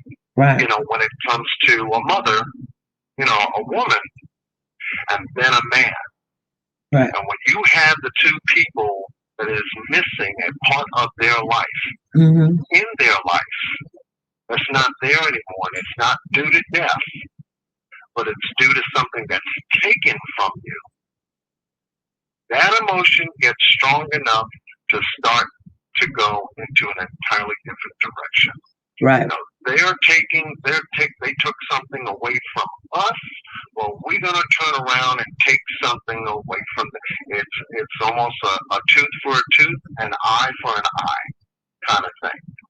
You know, we're not master planners when it comes to, you know, all these, you know, complicated schemes and stuff like that. We're more practical people that say, look, you took something from me, now I got to turn around and try to take something back from you.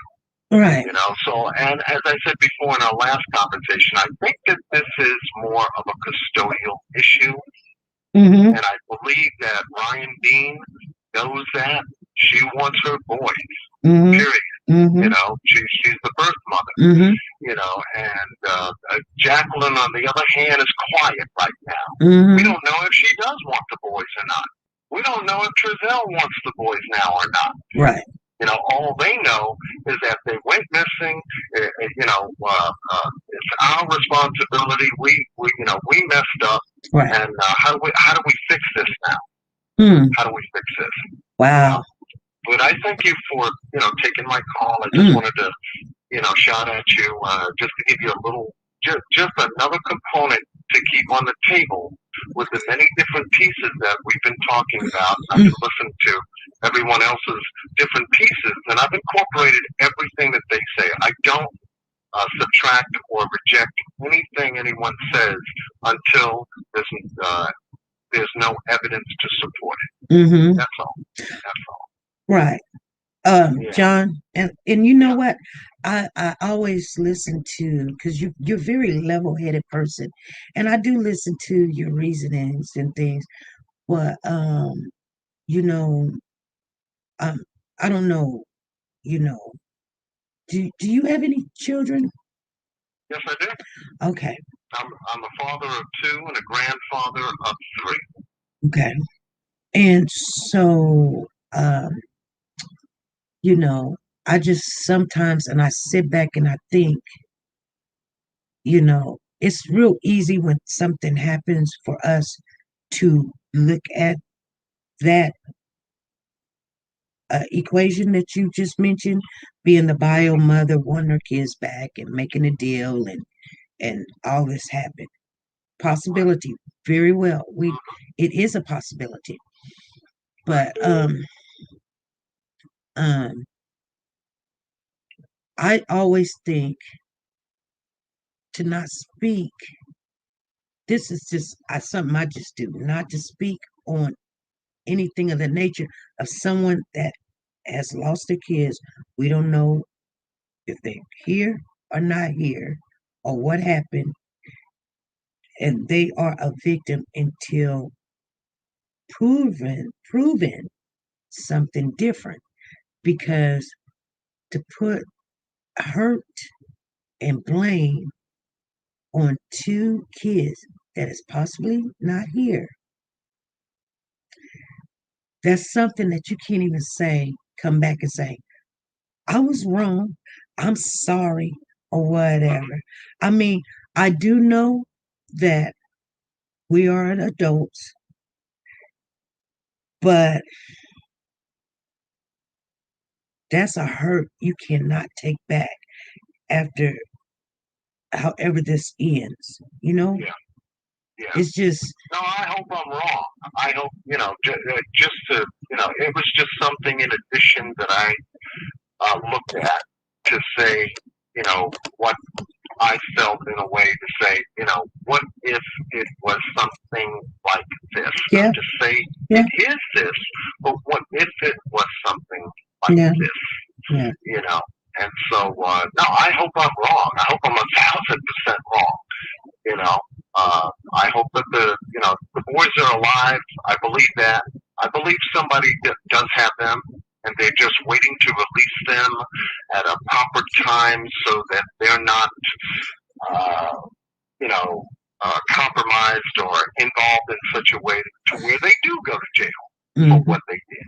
Mm-hmm. You know, but nonetheless, you know, there are going to be some people that are going to come to the top, and we're going to be shocked to some degree. as to the reasons why. But you know, all we just want is the boys safe. We want the boys back, and we want them, you know, in a way to where, you know, they can move on from this. Yeah. You know, this is an ordeal that you know, they will never forget. Right. That's for sure. Yeah. You know, but I appreciate you taking my call, and the folks in the chat. You know, it's okay to disagree with what I said, and that's fine. Like I said, you know, it's just a component to the case that you would have to consider. You know, we're considering everything from Mexico to child trafficking to sex trafficking to pedophilia to everything. You know, so my little tidbit today is just another piece just to say, okay, as crazy as that sounds, well, we have to put it on the table too, because who knows? Who knows until we do? Right. Who knows? You know, but much love to you. All right. And your chat. All righty. Thank you. Okay, dear. I'll talk to you later. All right. Bye. Bye. Well, you know, I hope he's wrong. I hope he's wrong, you guys. Thank you, Elaine Bruner. Thank you for the super chat. Thank you for that super chat.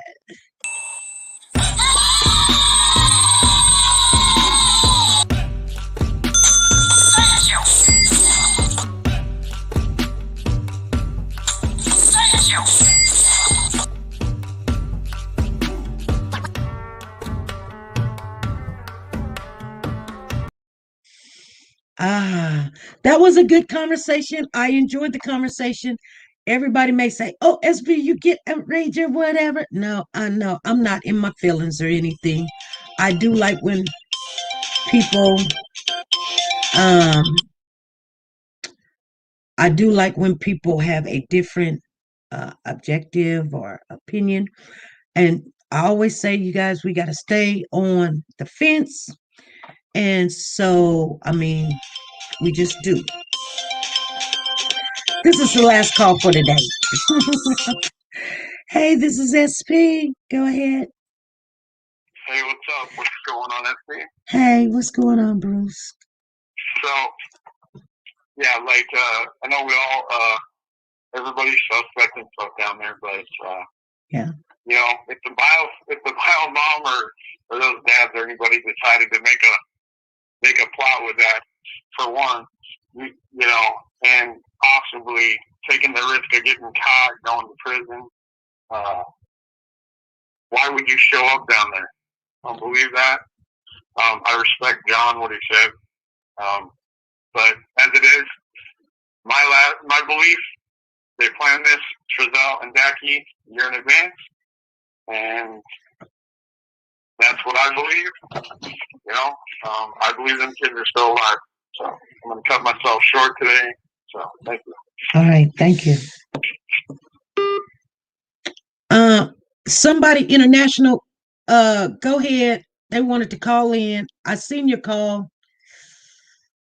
The international call on in. It was Hayes something.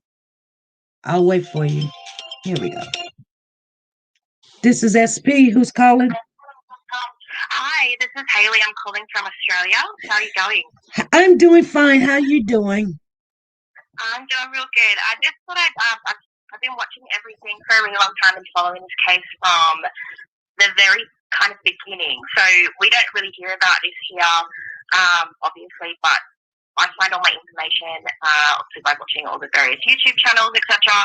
The one thing that's really bothered me about watching this particular case is that, much like the previous caller before John mentioned the Pizzagate thing, that sat with me and has sat with me from the start, but I guess more so in the sense that I feel that this is something that is a lot bigger than we think, to the point where the fact that the police, like looking at the camera footage and seeing that Trezell was literally just did a lap of the block, seeing that Jackie just stood out the front. They weren't seen looking in the backyard. I'm aware that people are stating that some of this video may have been edited from this individual, but watching And again, as I said, I'm only watching videos, so I haven't seen anything in real life, clearly.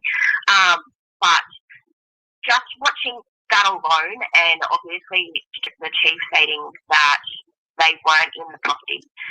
They didn't find any trace of these boys at the property, whether it be in the backyard specifically. And just how quickly the police showed up on that particular evening, like it just seemed all very, as Giselle said, that's how it played out. So like how it's very planned, very precise. And these boys have definitely been missing well before the date stated, clearly. But also I don't believe or really agree with John, because if we're going to state that the bio family of these boys may have, basically set up this whole situation, why are we not looking then at the other foster parent kids? So the parents of the bio family to them, what if one of them had set this up to steal these boys or whatever it might be in order to get their own children back? Right. No one's really mentioned that. Right. The other thing too is like I watched that live last night on, I think it was like Queen's page.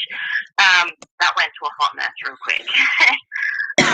But she's new, so we have to give her an E for effort. She's a really nice lady. It was her fault. There was just so many chefs in the kitchen, and it just went south. Okay. That's what I meant by that. But yeah, this Sherry lady inserting herself, it's just suspect. Like aware that she may not be Jacqueline's mom, she may be Jacqueline's mom, whatever, but she definitely has something to do with this case. She has some sort of ties with whether it be Jackie directly or I don't know, lineage of Jackie. I'm not sure. There's some sort of ties there. Just watching her body language and her reaction to things, and how she's connected, and I totally get how her name maybe popped up because, like AI factors or search engines, etc., linking people together or bringing her up in various searches. And I get the name is also very common, but it's too sus that certain things are just way too coincidentally attached to her, and can also at some a lot of a few of the things have been basically drawn back directly to her. So it's not like, it's just her name randomly used. And the other, one more thing, sorry, I'm trying to make it quick because I know I'm calling. You're okay. Slow down though, so we can understand what you're saying. Because you've got a heavy accent. It's beautiful. Sorry. It's beautiful, but you speak really fast. I'm so sorry, guys. I'm trying. I don't quite passing the call. The other thing that I also sort of wanted to question too, and again from the very beginning at their original interview, where Jackie misspelled her name. Yes. That again is that weird with me. Now this Sherry stuff coming up, and the whole conversation of all these name changes, all these background information not showing up various things, people who had done background checks on, I guess, Jackie, I'm thinking it is, that's how I took it, that it shows up no real info about her at all. Like, it's basically like just very recent, there's no historical information. To me, I kind of felt from the very beginning that maybe that was not her actual name and that she has had it changed, maybe multiple times. And individuals now bringing up that there was a missing girl, I think, by the same name, and then trying to link them together. Who's to say that a lot of people that do change their identity do often pick names of people that have either been deceased for a very long time, or, I guess, missing, etc.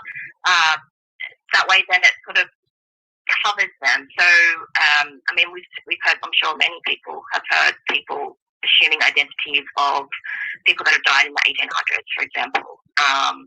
There's been many cases of that, and claiming social security on it too. So, I just feel like there's something sus with her, and I feel like they're in a big ring. And it's a bigger picture because I feel that the cops have enough circumstantial evidence which in many cases recently have gone to trial and convicted on circumstantial evidence without bodies, etc. I feel there's enough of that. So why haven't they acted? And from my, I guess, intuition, I feel that it's definitely a bigger situation that involves a lot of influential people, perhaps. And these guys are like the small fry, but they need to use them to connect, like, I guess, a bigger scenario. Okay, so you think it's a bigger situation than we even looking at? Yeah. So it's just in the sense that these kids, like, how long they waited to report these children, there has to be something involved with it. Like, it was almost like they were told, okay, report it now. And then even watching them in their body language, how they acted during the interview, how they communicated, and, you know, what's gone on since then as well. It just seems very, like, business-like and very reactionary, but planned reaction. And their emotions being super cold. And I guess people react differently when they're in those situations. You know, everyone responds, you know, in tears and panic, but you would have expected something more than what they're given. And the fact that it's just, even Wanda's statement coming out, you know, like saying, bring my babies home, but then correcting herself, saying that there's no photos because they haven't seen these people for like a year because of COVID. Okay, so if you miss your babies so much, how can you say all this crap if you haven't seen them for that long? Like, I understand that feeling, but like, it just contradicts itself that you wouldn't have gotten any photos from them. There's no updated photos about these kids or even the other foster children that are in their care. There's none of that going backwards and forwards. I also agree that the photo of Jamal and the boys real weird. And there's no evidence or new photos, imagery of these kids coming out, even if it's just them two, not in a family setting. It's just strange. Now, I don't necessarily take photos of my kids all the time. I've got two boys myself, but I will randomly snap shots, and there will be at least, like, you know, a couple of weeks that I would like take of something funny or something they're doing, or I will send it to a family member, especially during COVID and lockdown. So I have a real hard time with Wanda's statement in particular, where I feel like she's trying to distance herself. And I totally get she may not have any involvement and may have just come to the understanding and is trying to get in a position where she herself can be saved. But again, she went to her house to live after all this went down. So she couldn't have been in that much disarray. And then her statements to Crenshaw, like the whole mess, like everyone's so involved in this and so bogged down in this that I think that it's got to unravel at some point because there's far too many people involved. But I feel like the only reason why it's taking so long, why it hasn't unraveled yet, and why these boys haven't come home yet is purely down to the fact that this is something that involves individuals that may be within the police department, within government, within the local community, you know, that might be tied to such things as the cartels, such things as a lot of these trafficking rings that have been busted in Bakersfield of late, drugs, you name it. Like, they're getting money from somewhere. Right. Well, like, it just doesn't seem right. I don't think they sold kids, but I think maybe the kids have been taken as collateral, perhaps. But and then people discovered it, and in order to get the kids back, they had to report them missing. But now there's too much heat, so they can't give them back yet. Like, I don't know. There's something odd. Yeah. It just don't make sense. Right. Okay. It doesn't make sense. So what do you think, though? What do you think has happened? I mean, if it's a bigger situation, you think it's money?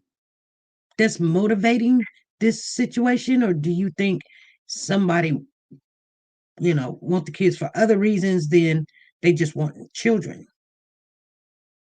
I kind of, at the very beginning, I kind of felt like they may have sold the children, and then, like, it got found out, so then they had to report them missing in order to try and get them back and, like, work out whatever a sweetheart deal. But now I feel like this thing is something involving with the whole CPS, so the government aspect, I suppose, because a lot more stuff has come out about CPS encouraging individuals to move to Cal City, and a few other directives that have come out from that particular department. How quickly this adoption process went through.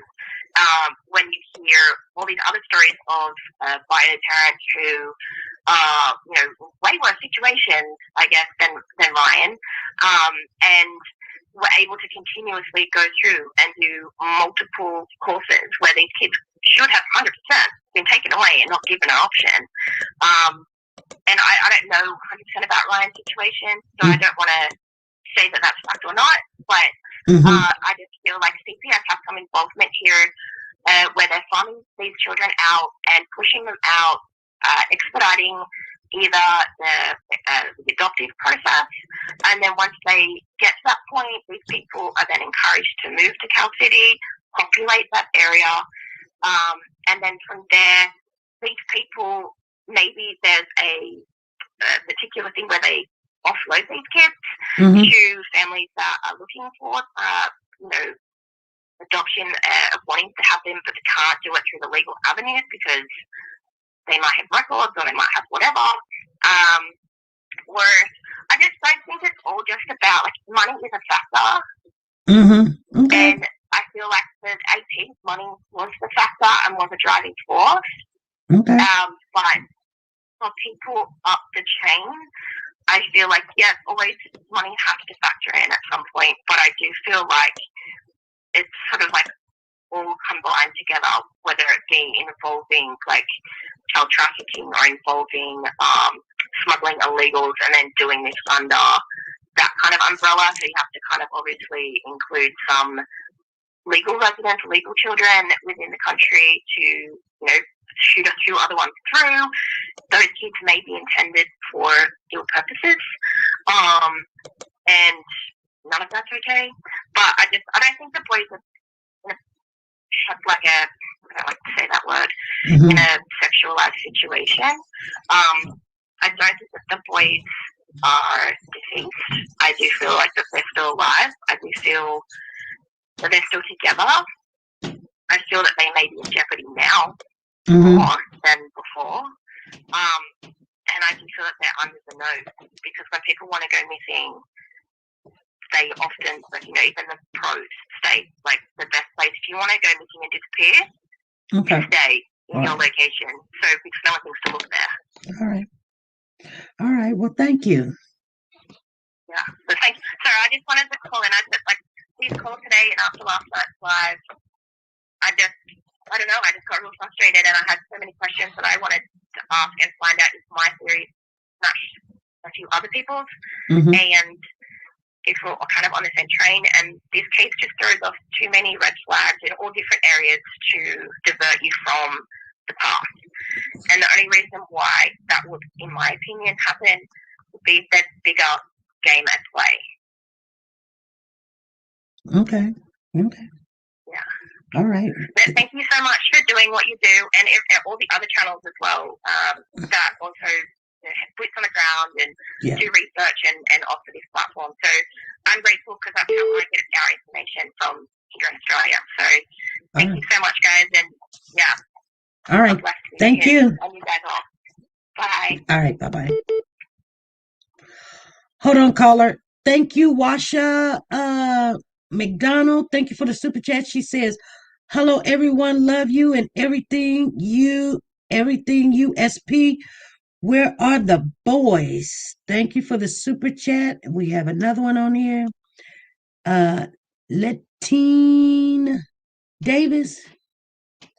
Pretty name. I may not be saying it right, but But she says, hello, SP and the family. Keep doing what you're doing. Love and may God bless you. Prayers for the boys, classic and sincere. Yes.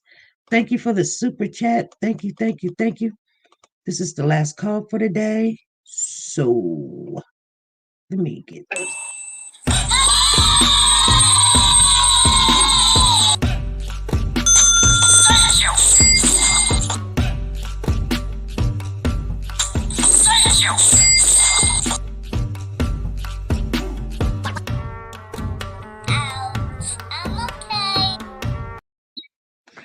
All right, go ahead, Colin. SP. Yes. Okay, I've noticed on all your shows, some of the same questions keep getting answered. Asked. Yes. Then we answer them. Then somebody come back the next day ask the same question. Now, with John Q, I went back, SP, and I watched the talk with the biological mom and the Trezell and his wife, and also the news people asked her specifically, how did you know about this? How do you know what it was? And the biological mom said out of her mouth that Trezell called her.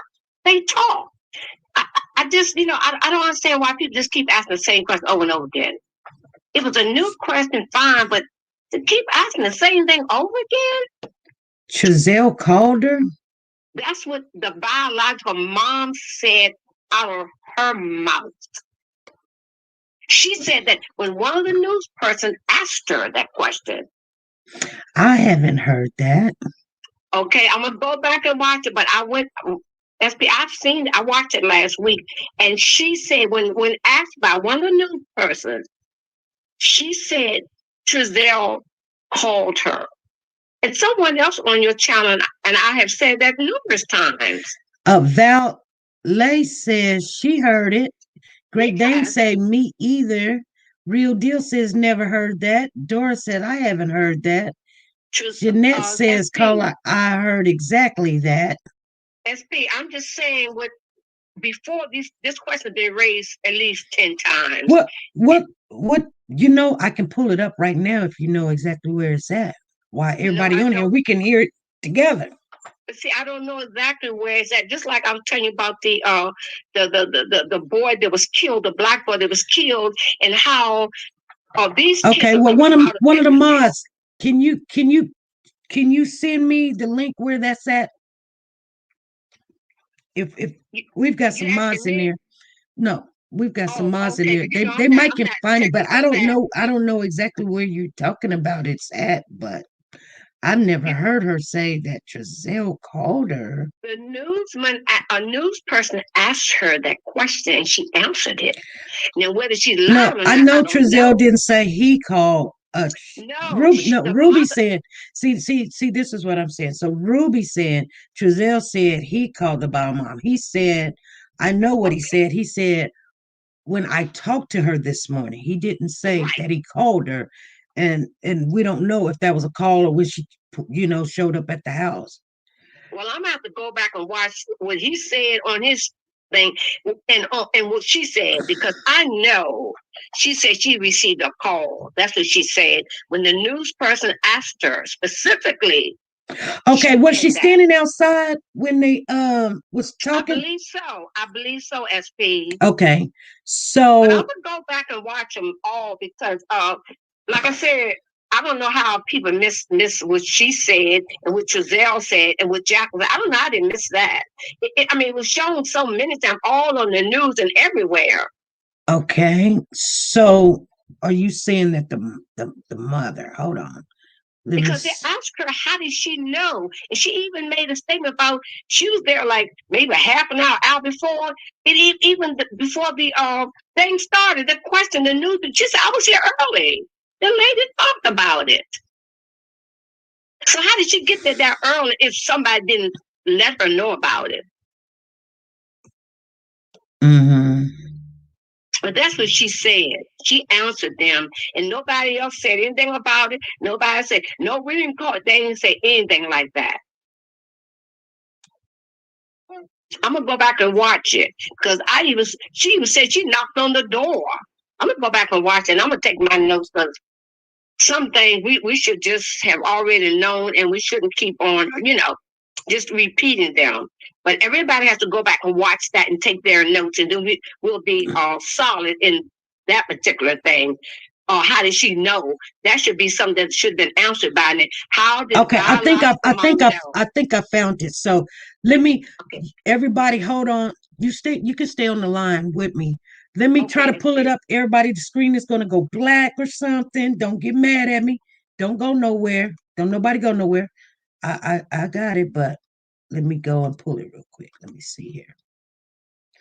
Because I didn't set this up, so I have to go and find it on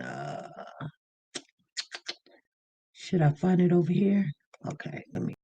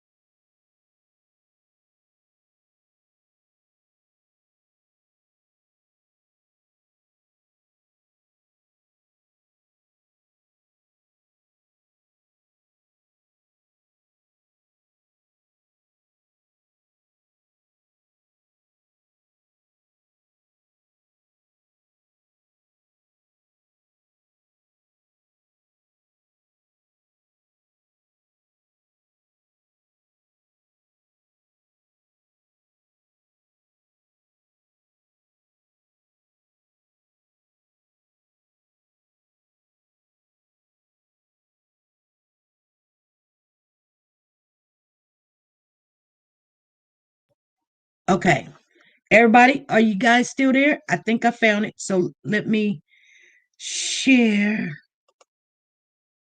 Okay, it says share screen. Okay, share screen. I haven't done this in a while. I'm sorry, SB, because I'm getting my notebook. I'm going to write this down for the last time. I haven't done this in a while, but okay, here we go. No, you're good. You're good. You're good, SB. That's why we love you. And okay. Well, Alex, I could tell you this. Speaking to the adoptive parents was incredibly telling, as for the first time since the kids went missing, they're telling us exactly what happened from their perspective. Now, it's also important to mention that the community here, a lot of neighbors told me that the parents have been virtually absent from all search efforts, raising a lot of concern out here in California City. But the adoptive parents told me that's because they've been busy with the police investigation, and that police told them that they don't need to be out there searching because there's already an adequate amount of people doing so. I came in the house, I saw them there, one house, I came back out, I didn't see him now. Trezell West details the moment his two adopted boys, 3-year-old Orson and 4-year-old Orrin, went missing Monday night from their California City home. Moments before, West says he was gathering wood to start a fire. I opened up the back gate, I'm throwing wood, bringing it inside the house.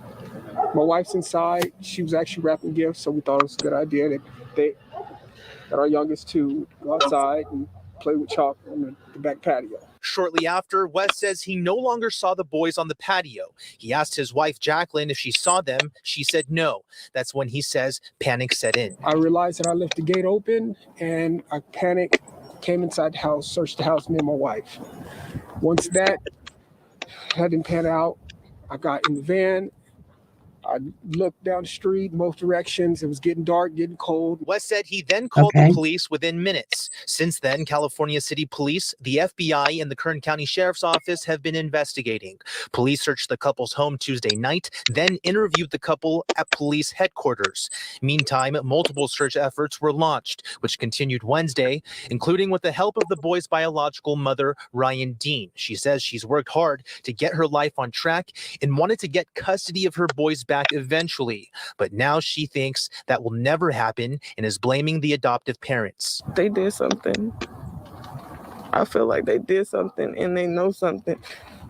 They did something, and I feel my kids is somewhere around here. I can feel it, And I feel like they're in the house, and I feel like they did something. Trezell and Jacqueline say they understand the frustration. She thinks you guys did something. And that's understandable. What's your response to that? That's understandable. I would think the same thing. Yep. I mean, that's exactly the point. And if we can find our babies, then Was this the one? That's no.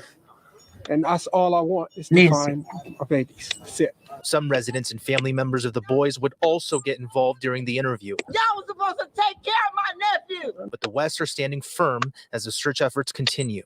We're going through it. It's difficult. I mean, everybody's making their own their own conclusions. They don't know anything. We're not sure like everything. We're not sure. We said what we knew. And now back out here live, I should say that the tension in this community is just raising by the minute. Right now, it seems like there's some kind of makeshift memorial, candles and balloons here on the east side of me, as if something they know has already happened to these kids. Now, I should also mention that the California City Police and various agencies were back out here on the scene again today, and their focus was on that backyard area where the Okay.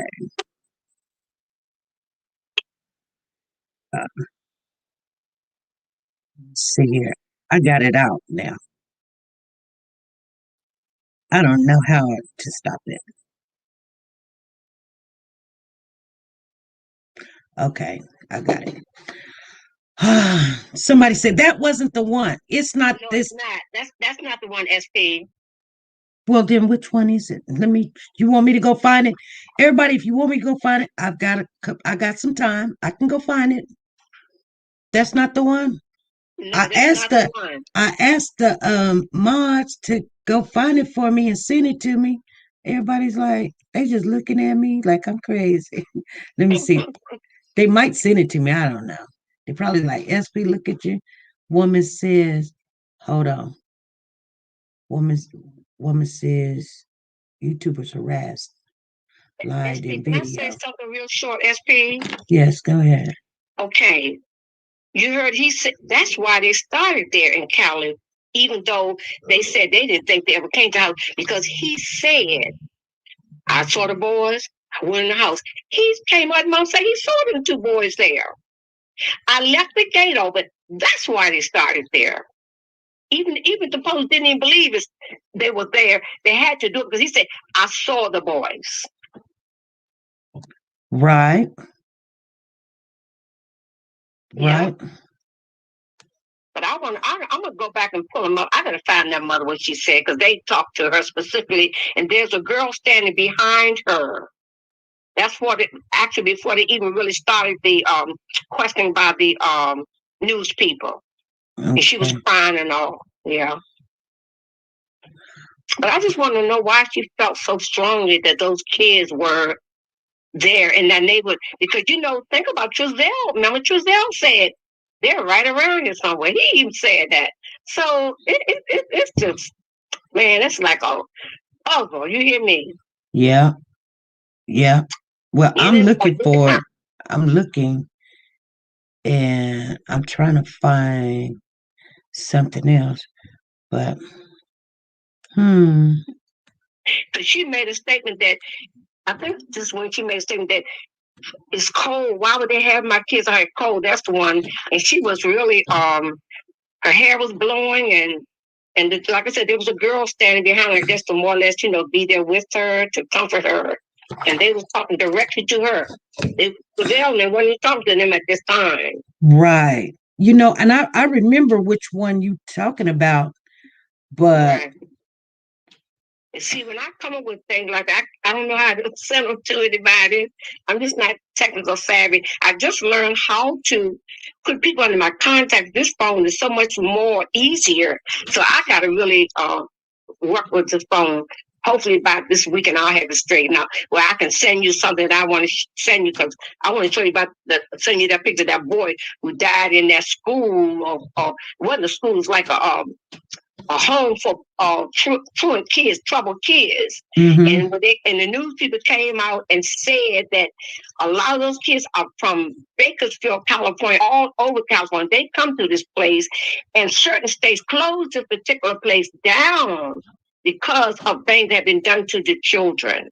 And I need to go back. If I find it, I just don't know how to send it to you. And they mentioned CPS, all of the names are mentioned in this particular story. And this about 2 years ago, I think maybe 2018, 2019. And a lot of the people, I'm sure somebody could look it up for you, SP, and send it to you. When the black boy was, they were, they were holding him down in the cafeteria. But the result was the boy died.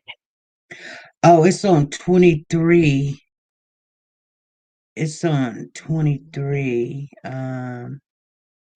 That's what I need to find. It's on 23 ABC. Oh, it's 23 ABC. Maybe I can look that up then. That's the one I want to find. 23 ABC.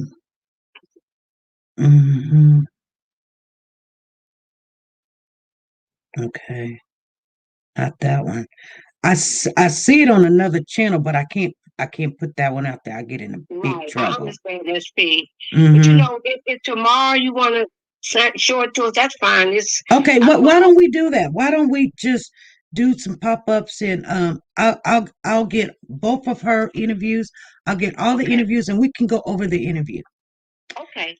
Okay. Thank you, sweetie. All right. Thank you. All right. All right. Oh, I can hang up. Oh, okay. Jesus. Okay, here we go. Oh, somebody bringing it to me. Let me see. Let me see if this is it. This must be it because she's looking at me. Let me see. Oh yeah, I can't bring up y'all giving me. You can't give me another person's channel now. Y'all keep giving me somebody else's channel. It's got to be the news. It can't be YouTube, you guys. I'm gonna look for it real quick. Yeah. Let me see. It's the news. It's on 23 ABC.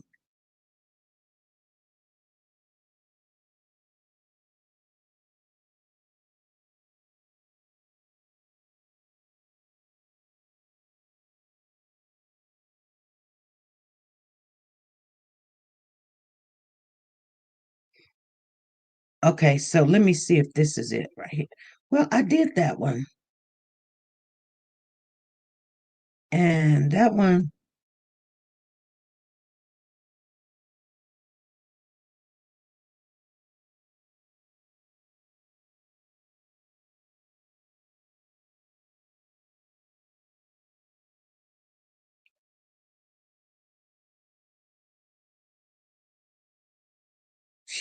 She got me wondering about it now.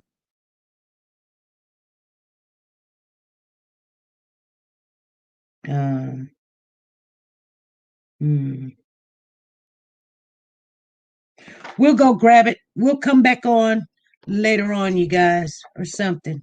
Sorry to hear that. All right, you guys, I want to thank everybody for coming out. Make sure that you guys go over there to TeNika, Shenette, plus size doll, and check her out. Hey, this is SP. Go ahead. Hold on. Remind me later. I'm doing fine. How are you doing? I'm fine. I was trying to send it into you. I don't know how to do that as well. Just give me this.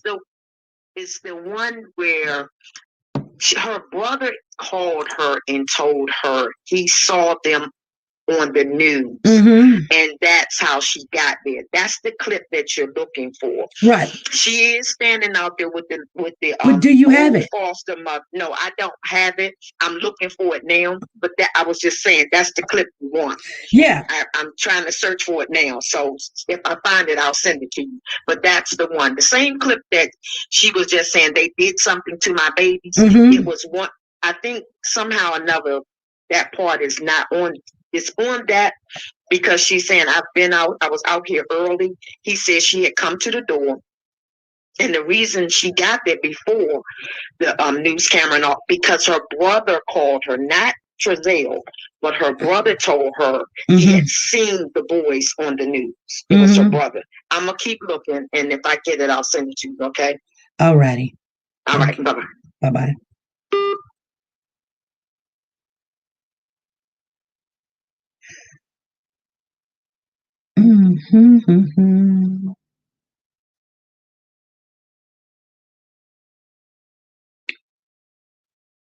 I found it. You know what? Let me play what I did find, because as long as I can hear it, but this is another YouTuber, so I can play it, but I can't show it. So let me see here. I want to hear what they have to say. Let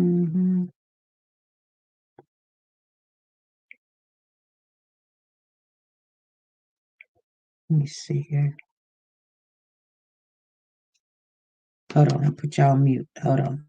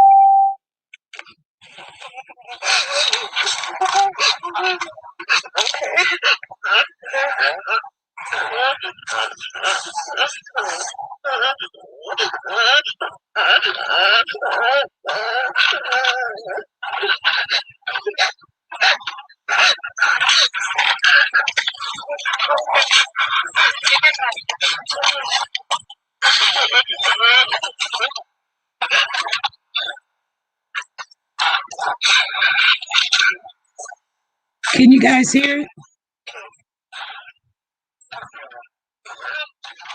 Right, to say this is an understatement. How do you even express what you're feeling in words?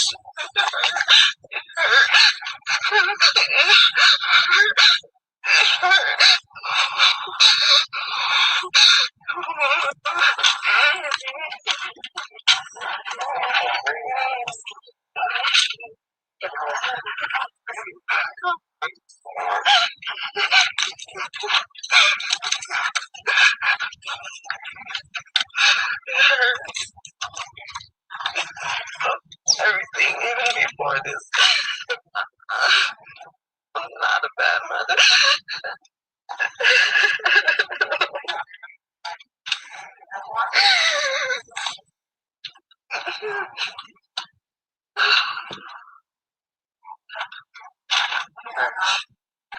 It just hurt. What did the parents tell you? They said that she said she was wrapping gifts and she let my 2 kids out in the backyard because she didn't want them to see the kids.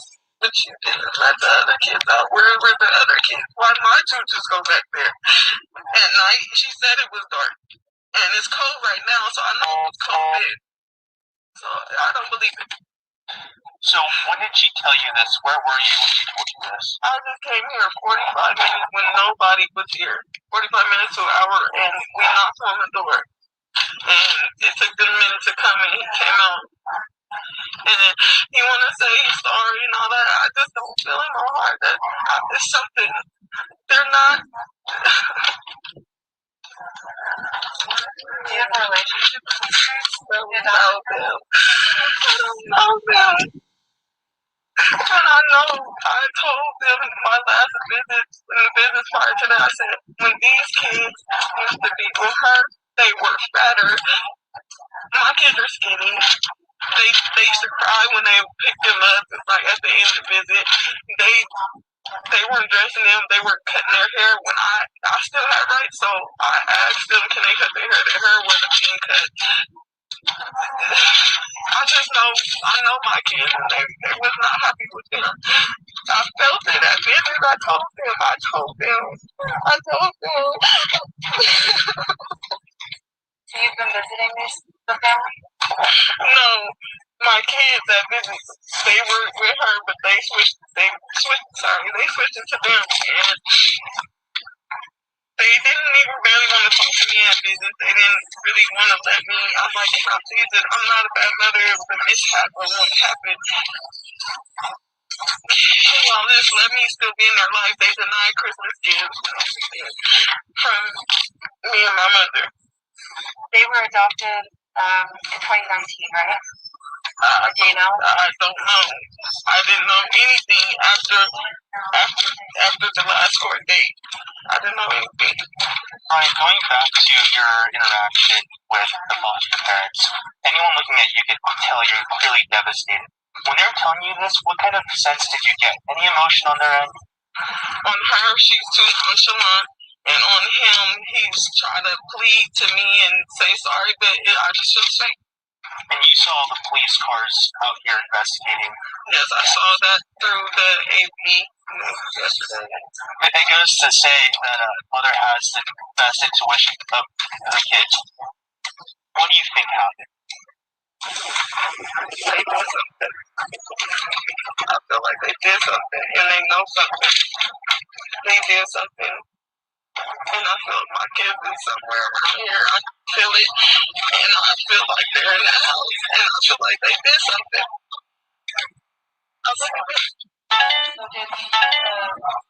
Did they tell you they called police for the missing brother, or did someone else? The news said that they. I don't know if I trust it.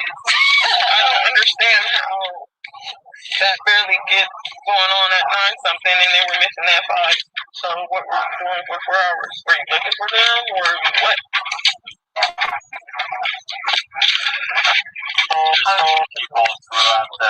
They don't know no one out here.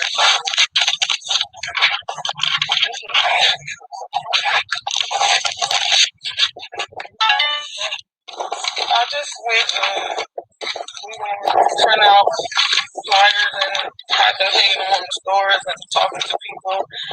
And I'm here to do my interviews, and if I want to ask me anything, I'm here.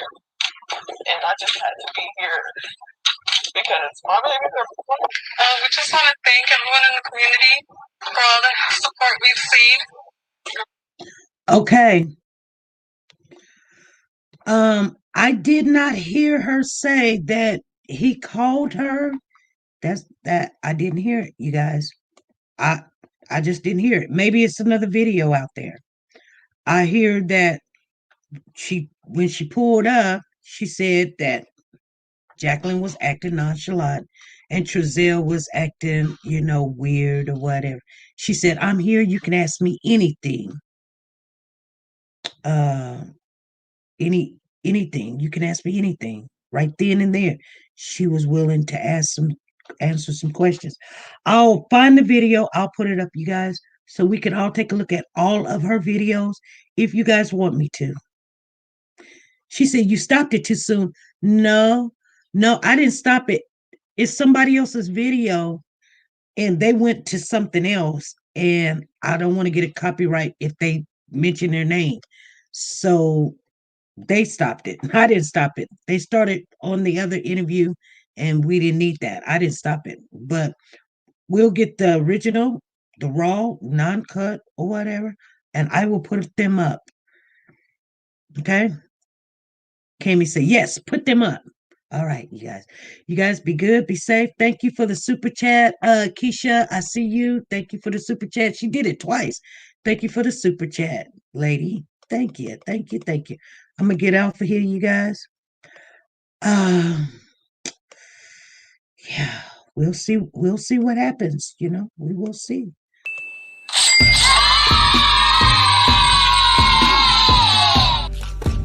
Thank you. Thank you. All right, you guys. Make sure you guys hit the thumbs up. Make sure you remember to go to TeNika Shenette, the plus size doll. We have the link all the way through in the chat. And I will see you guys soon. We'll be doing a pop-up. So if you're not subscribed to the channel, go ahead and subscribe. We're going to talk about this. I am going to upload these videos tonight sometime. So I'll see you guys then, okay? Be good. Be safe. Let me see. And be nice to each other. Bye.